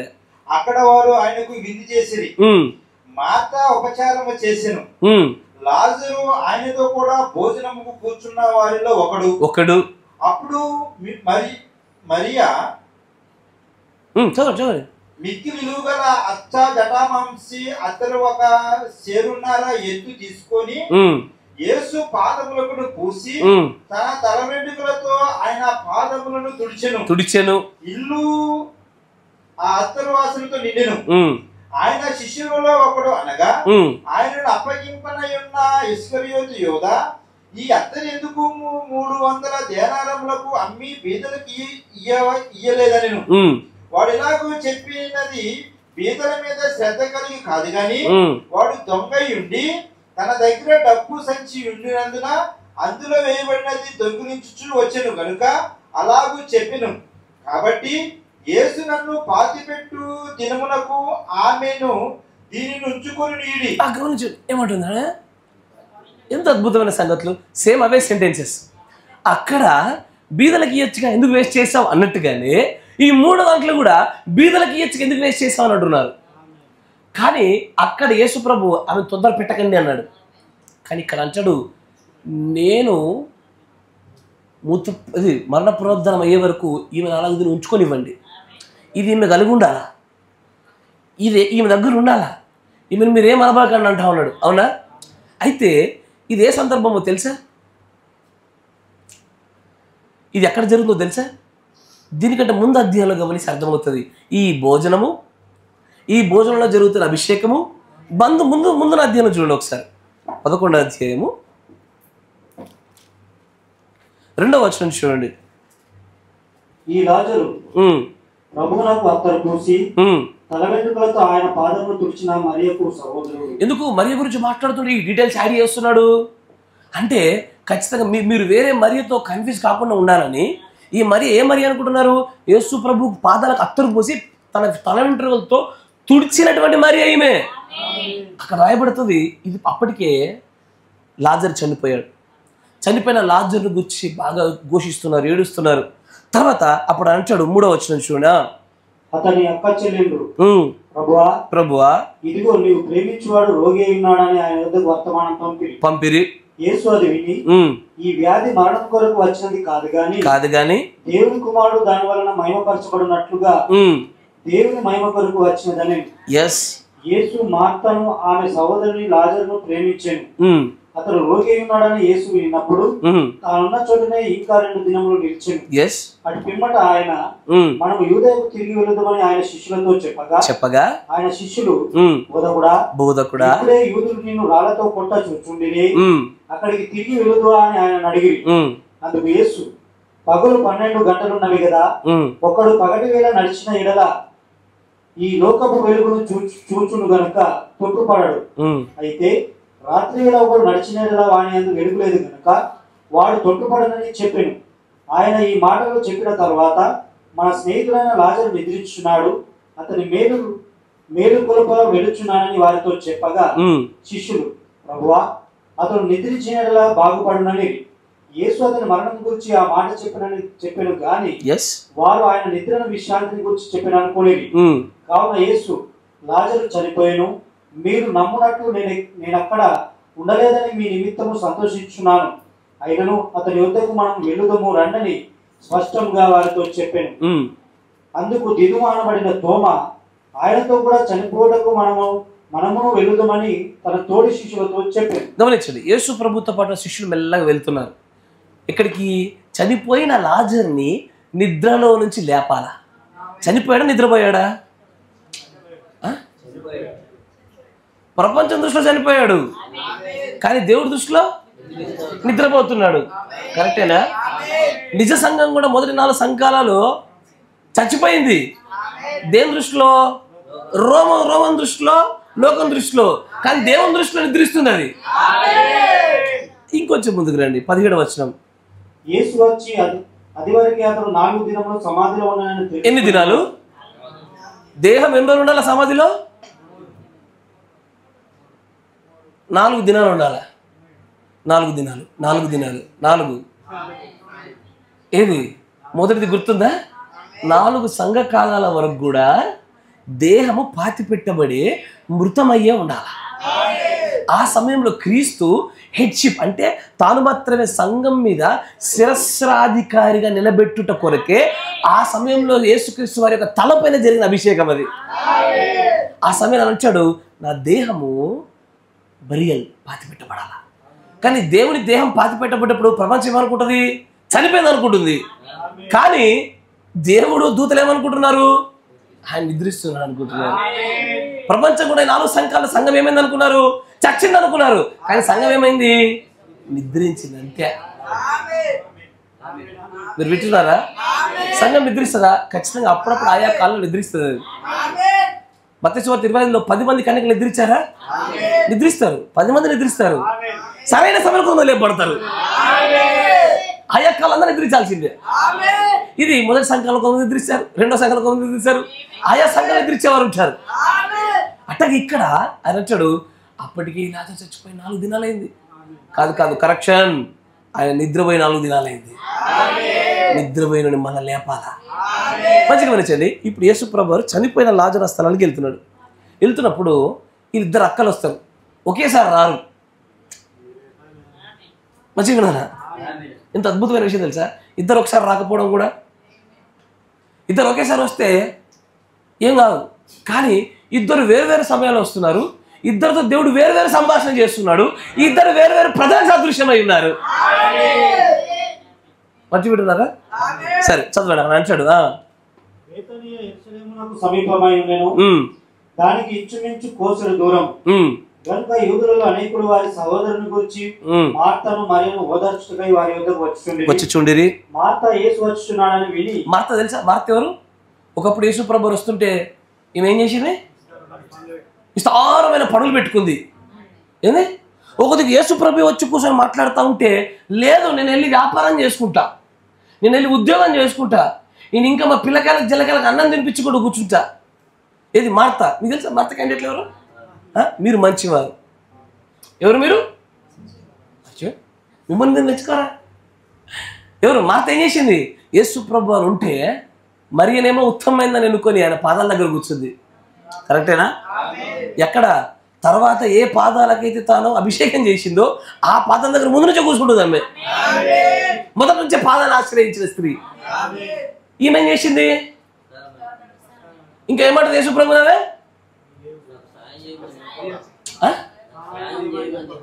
అర్థం కాలే. యేసు ఇంట్లో ఇన్ని పనులునే కష్టపడి చేస్తా ఉండా, నీ దగ్గర కూర్చోబెట్టుకుంటే ఏమొస్తుంది? నా దగ్గర పంపించద్దు, నువ్వు నా దగ్గర పంపిస్తే పనులు అయ్యాయి. చూస్తున్నారా? ఈమెవరు? విస్తారమైన పనులు కలిగింది. సరే, ఈమెతో జరుగుతున్న సంభాషణ చూద్దాము. పాదాలను అత్తి పెట్టుకొని కూర్చున్న స్త్రీ యొక్క సంభాషణ చూద్దాం. చదవండి జాగ్రత్తగా. మార్త యేసు వచ్చున్నాడని విని ఆయనను ఎదుర్కొని వెళ్ళను గాని మరియ ఇంటిలో కూర్చుండి ఉండెను. మార్త ఇప్పుడు చూడండి, ఒకప్పుడు మరియా మార్త ఇంట్లో ఉండే. కరెక్టేనా? ఈమె ఎక్కడ ఉండే? మరియ బయట ఉండే యేసుప్రభు పాదాల దగ్గర. ఇప్పుడు మరియ ఇంట్లో ఉంది, మార్త బయట ఉంది. ఏ టైంలో ఎక్కడ ఉండదో తెలిసి ఉండాలా? మీరు వింటున్నారా? ఎందుకంటే యెహోవా దొరుకు కాలంలోనే ఆయన ఇక్కడ దొరికితే ఇక్కడ ఎతకాలా, వేరే ఊరు దొరికితే ఏమొస్తుంది? దొరకడేనా? ఆమెకు తెలుసు ఎక్కడ ఉండాలా, ఎప్పుడెప్పుడు ఎక్కడ వెయిట్ చేయాలని. వెయిటింగ్ లాంచ్ గురించి అవగాహన కలిగిన స్త్రీ ఆమె. సరే, తర్వాత చూడండి. లంచుడా చూడండి, కలిసింది. ఎవరు? మార్త కలిసింది. ఇప్పుడు మరియ ఉందా పక్కన? లేదు, ఉండదు. ప్రత్యేకంగా కలిసే మాటలు, వ్యక్తిగత మాటలు. అప్పుడు ఆ మాట చేస్తూ, ప్రభువా నువ్వు ఉంటే నా సహోదరుడు చచ్చిపోకపోయేదయ్యా. అప్పుడు యేసు ప్రభు ఏమంటారు తెలుసా? ఇప్పుడైనా నీవు దేవుని ఏమడిగినాను. దేవుడు ఏమంటారు తెలుసా? ఆ టైంలో నేను మీ దగ్గర ఉండమేంది, మీరే నన్ను వెంబడించాలగా. సార్, మీకు మరణం రాకుండా ఉండాలంటే నేను మీ దగ్గర ఉండడం కాదు, మీరు నన్ను వెంబడిస్తేనే కదా నీకు మరణం రాదు. కరెక్టేనా? అవంటది నువ్వు ఉంటే బాగుపడ్డాడు అయ్యా, నువ్వు ఉంటే చచ్చిపోకపోయేటాడు వాడు. కరెక్టేనా? ఇప్పుడు ఈమెకు నువ్వు ఉంటే చనిపోడు అన్న మాటకి ప్రత్యుత్తరంగా దేవుడు ఏ మాట చెప్తున్నాడు చూడండి ఒకసారి. ఇప్పుడైనా నీవు దేవుని ఏమడిగినాను దేవుడు నీకు అనుగ్రహించని ఎరుగుతున్నాను. నువ్వు ఇప్పటికైనా ఏమడిగినా దేవుడు చేస్తాడయ్యో, అడగవయ్యా యేసు అంటున్నావు. యేసు నీ సహోదరుడు మరలా లేచునని ఆమెతో చెప్పగా, అప్పుడు యేసు ప్రభు అంటున్నారు, ఖచ్చితంగా నీ సహోదరుడు లేస్తాడమ్మా అనగానే మంచి చూడండి, మార్తకి మరియకి మధ్యలో ఉన్న ప్రత్యక్షత వ్యత్యాసాలు చూడండి. మార్త అంటది, మార్త ఆయనతో అంత్యదినమున పునరుత్థానమందు లేచునని ఎరుగుదునని. ఓ దేవుడా, ఏ పునరుద్ధానము? ఏ పునరుద్ధానం అనుకుంటుంది తల్లి? ఈమెకి ఇప్పుడు ఎత్తబాట్లో జరిగే పునరుద్ధానం గురించి అవగాహన ఉందా? ఇది ఏ పునరుద్ధానం తెలిసే మాట్లాడేది? రెండో పునరుద్ధానం గురించి మాట్లాడుతుంది బిడ్డ. నా తమ్ముడు, నా సహోదరుడు లేస్తాడు అనుకుంటే నువ్వు లేస్తావు తెలుసు అని అంటాడు. నీ ఖచ్చితంగా లేస్తాడమ్మా అంటుంటే, మృతులతో పాటు లేస్తాడు. మృతుల పునరుద్ధానం. మృతులు అంటే ఏది? ప్రపంచంలో అందరూ చచ్చిపోయినప్పుడు అందరూ కలిసి లేస్తారు చూసారా? అప్పుడు తీర్పు సింహాసనం దగ్గర జరిగిపోయే పునరుద్ధానం గురించి మాట్లాడుతుంది ఈమె ప్రత్యక్షత అట్లాంటిది.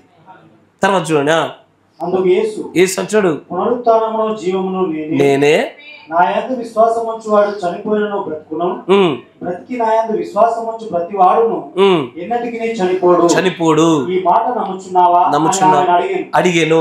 ఆమె అవును ప్రభువా, లోకమునకు రావాల్సిన దేవుని కుమారుడైన క్రీస్తు అని నమ్ముచున్నానని. క్రీస్తు అని గుర్తుపట్టగలే ప్రత్యక్షత ఉన్నది, కానీ కార్యము జరుగునని, పునరుద్ధానము జరుగునని, ఇప్పుడు జరుగు నమ్మట్లేదు ఆమె.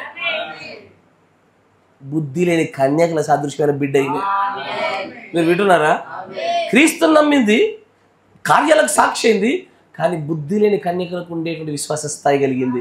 తర్వాత చూడనా, నమ్ముచున్నానని ఆయనతో చెప్పాను. ఆమె ఈ మాట చెప్పి వెళ్ళి బోధకుడు వచ్చి నేను పిలుచున్నాడని తన సహోదరైన మరియను రహస్యంగా పిలిచాడు. అబ్బా, ఆ పదం ఎంత అద్భుతంగా ఉంది.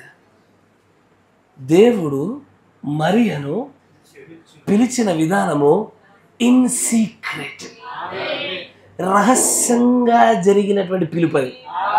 మీరు వింటున్నారా? ఇప్పుడు మరియకు దేవుడి యుద్ధం నుంచి ఒక పిలుపు వచ్చింది, నువ్వు రా మాట్లాడాలా.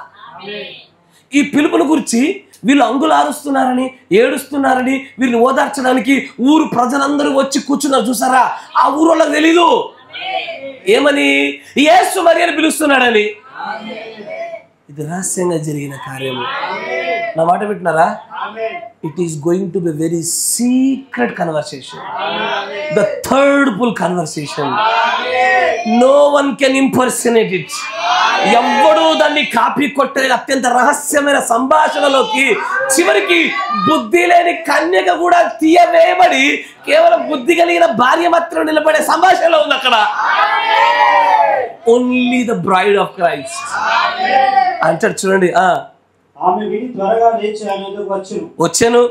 యేసు ఇంకా ఆ గ్రామంలోనికి రాక, యేసు ఇంకా రాకడకు రాక, యేసు ప్రభు ఇంకా రాకడ జరక్క మునిపే, ఇంకా గ్రామంలోనికి రావడానికడ మునిపే, ఇంకా ఇంటిలోనికి రావడానికడ మునిపే పొలములోనే కలిశాను, ఇంకా భూమి మీద రావడానికడ ముందే కొండ మీదే కలిశాను.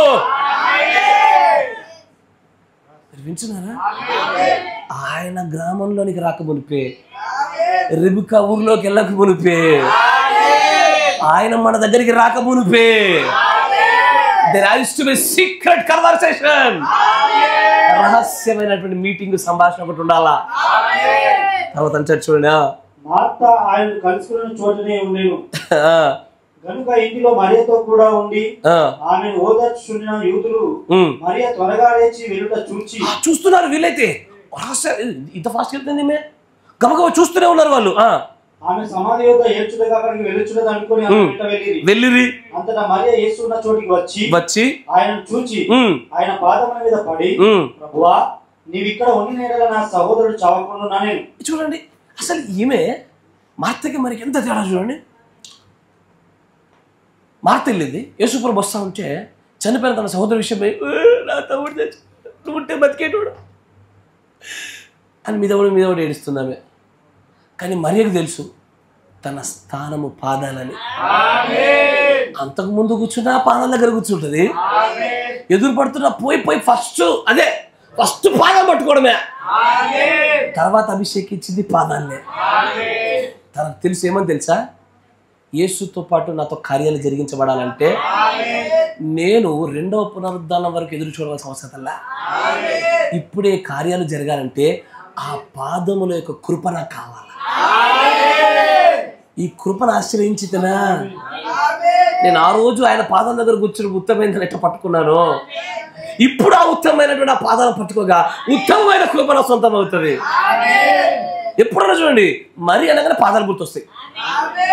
కూర్చుంటే పాదాల దగ్గర, పట్టుకుంటే పాదాల దగ్గర, అభిషేకం పాదాల దగ్గర, ఎక్కడ చూసినా పాదాల దగ్గరే.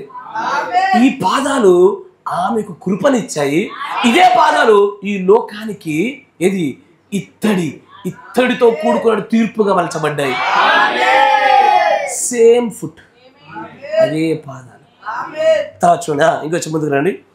ఆమె ఏడ్చుటయు ఆమెతో కూడా వచ్చిన యూదులు ఏడ్చుటయు యేసు చూచి కలవరపడి ఆత్మలో మూలుగుచు అతన్ని ఎక్కడ నుంచి తిరని అడగగా వారు, కానీ ఆమె ఏమన్నది, సేమ్ మార్త మాట్లాడిన మాట మరియ మాట్లాడింది, సేమ్ సెంటెన్స్, ఏం తేడా లేదు. కానీ ఈ రెండింటిలో దీనత్వము, ఈ రెండింటిలో అభిషేకము, ఈ రెండింటిలో కృపయే తేడా. ఈ మంటది నువ్వుంటే నా సహోదరుడు చావకపోయేవాడయ్యా, ఈ మాట అంటది నువ్వున్నా నా సహోదరుడు చావకపోయేవాడయ్యా. ఇద్దరు పలికిన మాటల్లో వ్యత్యాసం లేదు, స్వరాల వ్యత్యాసం లేదు, కానీ పొందిన కృపలో, వారు పొందిన ప్రత్యక్షతలో, వారు కలిగి ఉన్నటువంటి ఆ పాదముల స్థితిలో తేడాలు వచ్చాయి. బుద్ధి లేని కన్యకలకి తేడా ఉందనుకుంటున్నారా? నాతో పాటు ఇంకొక బుద్ధుని కన్యక చూపించావనుకో, నాకంటే వాళ్ళే మేలైన వాళ్ళు, నేను కేవలం కృప పొందిన వాడిని అయ్యాను. It is a grace, it is his foot. పాదాలే నన్ను అంగీకరించుటగా చేశాను. కానీ ఆయన ప్రత్యుత్తరాలు చూడండి. మార్త అంటది, నువ్వు ఉంటే బతికేవాడయ్యా అంటే, డౌట్ పడవాక, బతికిస్తాడు, డోంట్ వర్రీ, ఖచ్చితంగా బతుకుంటే సోదరుడు. కానీ మరి అన్నప్పుడు అంటాడైనా, అయ్యో నువ్వు ఉంటే బతికేవాడయ్యా అంటే ఆయన అంటాడా? ఏమన్నాడు? ఉన్నాడు, నీకు పునరుద్ధరణ చూపిస్తాడ్రా, నువ్వు రా, let's go to see the resurrection. ఒకరితోనేమో ఈమె యొక్క ప్రత్యక్షత స్థాయిని బట్టి ఈమె ఎప్పుడో రెండో పునరుద్ధరణ గురించి ఆలోచిస్తూ ఉంటే, సరే నువ్వు నమ్ము, పునరుద్ధరణ నేనే, జీవన నేను నమ్ము, అంతే, అక్కడ ఉండిగా. కానీ ఈమెతో అంటాడు, నువ్వు ఏడుస్తున్నావా, పద నోడు సమాధి దగ్గర రా, let me show you what is the resurrection. నా మాట వింటున్నారా? పునరుద్ధారం ఏమైందని చూపిస్తాను రా నీకు. తర్వాత అంటాడు, వారు ప్రభువా వచ్చి చూడమని అంత చెప్పిరి. ఎస్, కాబట్టి యూదులు అతనిని ఎలాగ ప్రేమించినో చూడనని చెప్పుకునేది. వారిలో కొందరు, ఆ గుడ్డివాని కళ్ళు తెచ్చిన ఈయన ఇతనిని చావకుండా చేయలేదా అని చెప్పి యేసు మరలా తనలో మూలుగుచ్చు సమాధి దగ్గరకు వచ్చాను. అది ఒక గుహ, దాని మీద ఒక రాయి పెట్టి ఉండెను. యేసు రాయి తీసివేయడం చెప్పగా, చనిపోయిన వాని సహోదరి అయిన మార్త, ప్రభువా అతడు చనిపోయి 4 దినములైనది గనుక ఇప్పటికీ వాసన కొడుతుందని ఆయనతో చెప్పాను. ఇది విశ్వాస స్థాయి మార్త గారిది.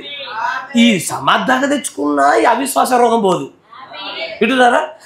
ఆయన ఉంటే చనిపోడు అన్నది, వచ్చాడుగా, ఇప్పటికీ చేయగలుగుతాడు, నమ్మాలిగా. నేరుగా సమాజం యొక్క నిలబడి బండ తొలగించిన తర్వాత కూడా, అయ్యా యేసు ప్రభువుని అడుగుతుంది. ఇంకా 4 రోజులైందా చచ్చిపోయి, ఆమె చనిపోయి 4 సంవత్సరాలు అయిందయ్యా, ఆమె పాతి పెట్టుబడి 4 సంవత్సరాల నుంచి ఏం లేవలేదయ్యా, ఏ ఉద్యోగం లేదయ్యా, 4 రోజులు అయిపోయిందయ్యా. ఇంకా ఆమెలో ఆ విశ్వాసం పోలే. తర్వాత చూడండి, అప్పుడు యేసు అంటాడు, నీవు నమ్మిన ఎడల దేవుని మహిమ చూతువని నేను నీతో చెప్పలేదా? నీకు ఇదివరకు చెప్పా కదా, మళ్ళీ చెప్పించుకుంటున్నావేమి నువ్వు? ఈ విశ్వాసమే ఆమెలో ఎత్తబాటుకి సరిపడే శరీర మార్పు విశ్వాసం లేకపోవుట. ఇదే బుద్ధి లేని కన్యకల స్థితిగతులు. కానీ ఈ మరియ అలాంటిది కాదు. అయ్యా, ఈ మరియ చేసిన అభిషేకం ఎలాంటిదో తెలుసా? ఈమె పాపాలు కడగబడ్డానికి చేసిందా? మంచిగా వినాలా? ఈమె పాపాలు కడగబడ్డం కొరకు ఆ పరిశుద్ధుడైన సీమోన్ ఇంట్లో ఆ స్త్రీ చేసినట్టుగా ఈమె పాదాలకు అభిషేకం చేసిందా? అలాంటిది కాదు. ఈమె చేసిన అభిషేకం ఎలాంటిది అంటాడైనా? నా పునరుద్ధార విషయమైన అభిషేకం అది. ఎందుకు పునరుద్ధార విషయమైన అభిషేకం ఎందుకు చేసిందామే? ఎందుకో తెలుసా? మంచిగా వినండి. మొదట చేసిన స్త్రీ తల మీద ఎందుకు చేసింది ఆమెకు తెలియదు, కానీ చేసింది. అది యేసుప్రభు ఒక్కడికే తెలుసు, ఇది మనసు పునరుద్ధరణ కోసమని. రెండో స్త్రీ చేసింది పాపాలు క్షమించబడ్డం కోసము. మూడోసారి చేస్తున్న ఈ స్త్రీ ఎలా చేస్తుందో తెలుసా? పునరుద్ధానానికి సాక్షి, పునరుద్ధానాన్ని ఇప్పటికే రుచి చూచి, ఎలాగైతే నా తమ్ముడు లేచాడో, ఎలాగైతే చనిపోయి సమాజం 4 దినాలున్న తర్వాత కూడా మళ్ళీ లేచాడో, అట్లా లేస్తాను నా తమ్ముడు. ఇది పరలోకపు యొక్క పునరుద్ధాన సాక్ష్యాన్ని విని అవపోషణ పట్టి శరీరధారిగా మార్చబడిన ఒక స్త్రీ చేసిన అభిషేకం ఇది. ఈ రోజున మనం పునరుద్ధానానికి సాక్షులం.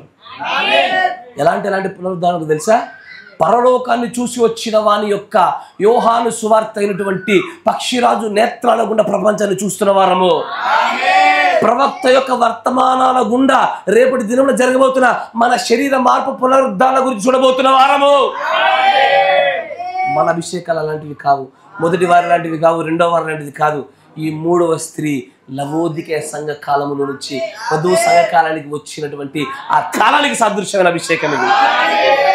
అందుకే ఆ 7 సువర్ణ దీప స్తంభాల్లో వెలిగించబడ్డానికి కావాల్సిన తైలమే. ఆ సంచరించుచుండగా ఆయన 3 సార్లు అభిషేకించబడను. ఒకటి 4 సంఘకాలాలకి, రెండవది 2 సంఘకాలాలకి, చివరిది ఒకే ఒక్క నిజమైనటువంటి వధువు సంఘకాలానికి. ఈ అన్ని సంఘకాలాల్లో మీరు చూడండి, మొదటగా చేసిన స్త్రీతో బహిరంగంగానే మాట్లాడాడు, రెండవ స్త్రీతో బహిరంగంగా మాట్లాడాడు, మూడవసారి అభిషేకించిన స్త్రీతో మాత్రం దేవుడు రహస్యమైన సంభాషణ చేస్తా ఉన్నాడు. ఆమెతో అంటాడు, ఆమెలో ఏ విశ్వాసం లేదయ్యా, దేవుడు నువ్వు లేస్తాడమ్మని సహోదరుడు అనగానే నమ్మిందామే. ఆమెలో అవిశ్వాసానికి చోటు లేదు. ఆమె పరిపూర్ణమైనది, ఆమె సంపూర్ణమైనది, ఆమె క్రీస్తును అత్తుకోదగినది, క్రీస్తు పాదాన్ని ఎన్నటికీ వదలనిది. ఆమె నిత్య రాజ్యాన్ని చూడబోయేదామె. అందుకే సంఘ కాలముల యొక్క అభిషేకాలను చూస్తుంటే ఈ యొక్క వధువు సంఘకాల అభిషేకం ఎలాంటిదో తెలుసా? మరణ పునరుద్ధానాల అభిషేకాలను పొందుకున్నది. ప్రభు పొందిన ప్రతి అభిషేకాన్ని ఈ వధువు కాలంలో మనము పొందుకొని తీరాం. మనమున్న అభిషేకాలు సామాన్యమైనవి కావు. జ్ఞాన వివేకాత్మల అభిషేకాలు కలిగి ఉన్నాము, తైలాభిషేకాలు కలిగి ఉన్నాము, సుగంధ తైలాల అభిషేకాలు కలిగి ఉన్నాము. అన్నిటికంటే ప్రాముఖ్యం ఎందుకు చెప్పనా? ఈ గడియ వర్తమానం అనే పరిశుద్ధాత్మ అభిషేక తైలాన్ని కలిగి ఉన్నాం మనం. ఈ తైలం ఎవరి దగ్గర ఉందయ్యా? మరియ దగ్గరే ఉంది. వధువు కాలంలో మన దగ్గరే ఉంది. మార్త దగ్గర లేదు. మార్త దగ్గర క్రీస్తు ఉన్నాడా? ఉన్నాడు. అభిషేకం లేదు. అభిషేకం లేదు. అభిషేకించిన ఆమె దగ్గర తైలమే లేదు. కానీ దేవుడు మరియతో అంటాడు, ఏమని తెలుసా? నువ్వు అభిషేకించావు, ఈ తైలం ఉంచుకో, కాపాడుకో. ఎందుకు? నీకు సరిపడేంత ఉండాలా. నీ తైలము, నీ దీపము వెలగాలంటే నీ దివిటీల్లో అది సరిపడేంతగా నిలబడాలా. అయిపోవద్దు అది. అది బుద్ధిలోనికి అనేక అయిపోద్దేమో. ఈమె దగ్గర నేను తీయమాకండి. ఈమె దివిటీల్లో ఉండే ఈ తైలము అయిపోకుండా కొనసాగుతూ అట్లా ఉండాలి. అందుకే అంటాడు, ఆ తైలం ఉండనివ్వండి. అదే ఆజ్ఞ తెలుసా? నా నూనెను, నా ద్రాక్ష రసమును పాడు చేయొద్దన్న ఆజ్ఞతో సమానమైన ఆజ్ఞ. ఆమె దగ్గర తైలం ఉండనివ్వు. ఎందుకంటే ఆమె నా భార్య. ఈ తైలముతోనే ఆమె దివిటి వెలగాల. ఆ దివిటిలో నా కోసం సిద్ధపడాలా. నా రాకొడకే ఆమె ముందుకు సాగగలగాల. మన అభిషేక తైలం మామూలు కాదు. 7 సంఘ కాలాలలో అభిషేకం ఉన్నది. దానిలో మన అభిషేకం ప్రత్యేకమైనది. మన అభిషేకం పరిపూర్ణమైనది. మన అభిషేకము తైలము నిండుగా మెండుగా కలిగినది. మన అభిషేకము క్రీస్తు పాదాలను పట్టుకోగలిగినది. మన అభిషేకము శరీర మార్పులకి సరిపడే విశ్వాసాన్ని, ఆ తైలమునకు సాదృశ్యంగా చూపించుచున్నటువంటి తైలం అంటే దేని సాదృశ్యము? పరిశుద్ధాత్మ బాప్తిస్మానికి. పరిశుద్ధాత్మ బాప్తిస్మం అంటే ఏంటిది? ఈ గడియ వర్తమానమే పరిశుద్ధాత్మ బాప్తిస్మం అయి ఉన్నది. ఇది మీ దగ్గర ఉండనివ్వండి. దీన్ని అయిపోబానివ్వకండి. ఈ వర్తమానం మీలో నిలబడనివ్వండి. ఇదివరకు లేచిన అనేకమైన పునరుద్ధరణకు ఎలాగో సాక్షులో, ఒక దినాన మీరు దానికి అనుభవ సాక్షులు అవుతారు. అలాంటి కృప దేవుడు మీకు, ఈ కుటుంబానికి అనుగ్రహించును గాక. ప్రార్థన చేసుకుందాం. మోకరించండి. మన మధ్యలో ఉన్న సహోదరులు మోషేష్ బ్రదర్ గారు ప్రార్థన చేస్తారు. చెప్పబడిన వాక్యం బట్టి మనందరూ కూడా కార్యం జరగలాగిన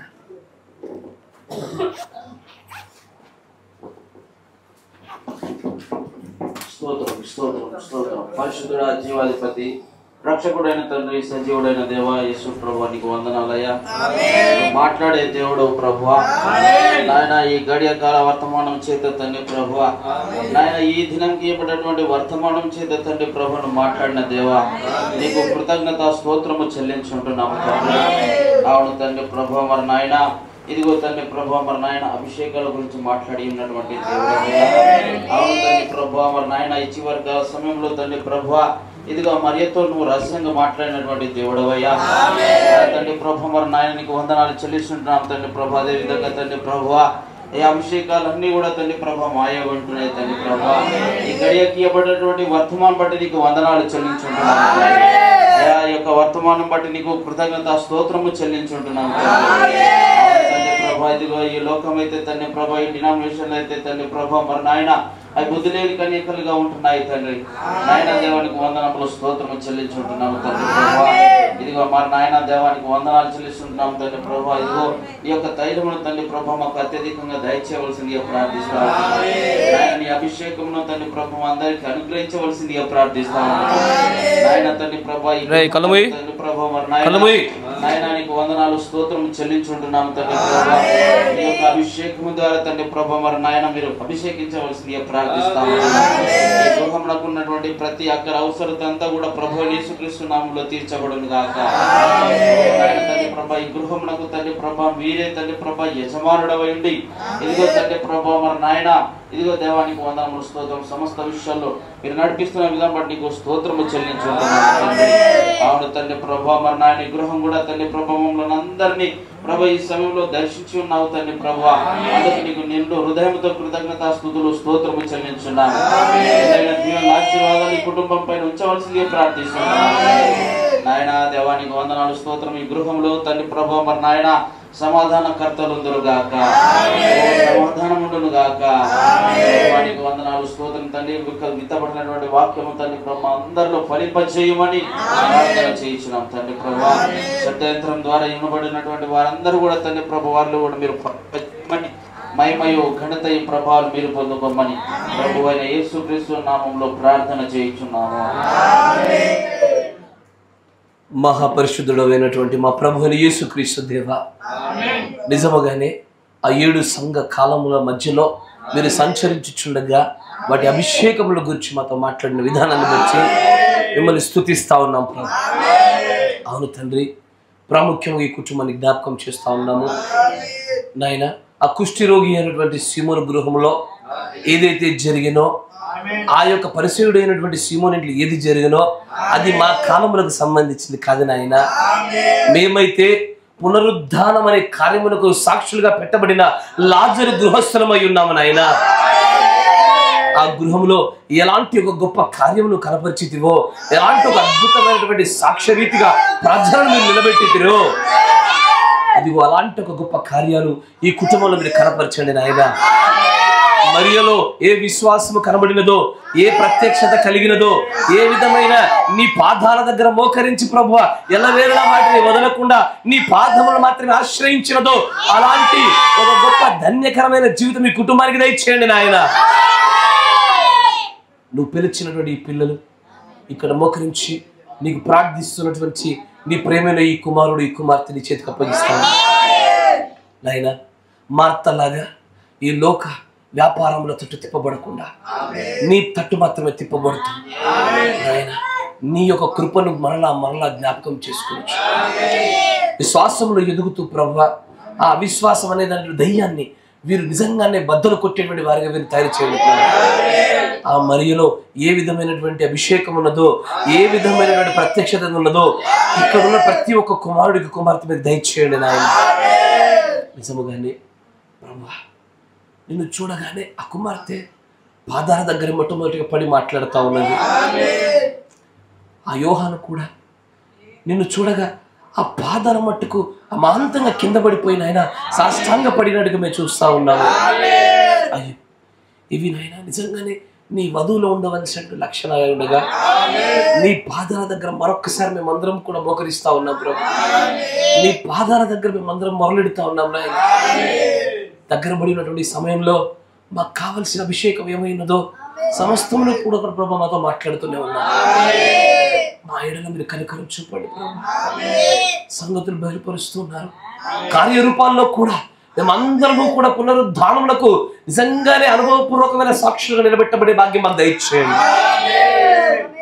మా సహాయకుడు సర్వశక్తి సంపన్న, ఏ దోషము లేకుండా నాయన, ఏ బలహీనత లేకుండా పరిపూర్ణమైన వధువుగా ఈ సంఘమును ఇక్కడ సమకూర్చబడిన పిల్లలందరినీ మీరు తయారు చేయండి నాయన. కృపగల దేవ, ఇంకా ఎక్కడైనటువంటి లోటుగా ఉన్నటువంటి సమస్త విషయాలు కృప చూపండి. ప్రయాసంతో ప్రయాణం చేసిన పిల్లలను కూడా జ్ఞాపకం చేసుకోండి. మీరు ఆశీర్వదించమని ప్రార్థిస్తాను. అంతేకాకుండా ఈ కుటుంబంలో ఉన్న ప్రతి ఆర్థిక సమస్యను దూరపరచండి ప్రభు. ప్రభుని యేసుక్రీస్తు నామములో వీరందరూ ఆత్మ సంబంధమైన విషయాల్లో వీరు ఉన్నతమైన బలమును పొందుదురుగాక నాయన. ఆరోగ్య విషయాల్లో కూడా వీరందరి యొక్క ఆరోగ్య విషయాలు మీరు తోడుకోండి, సహాయం దయచు ఆయన. కుమారుడు రాజేష్ని కూడా మీ చేతికి అప్పగిస్తా ఉన్నాను.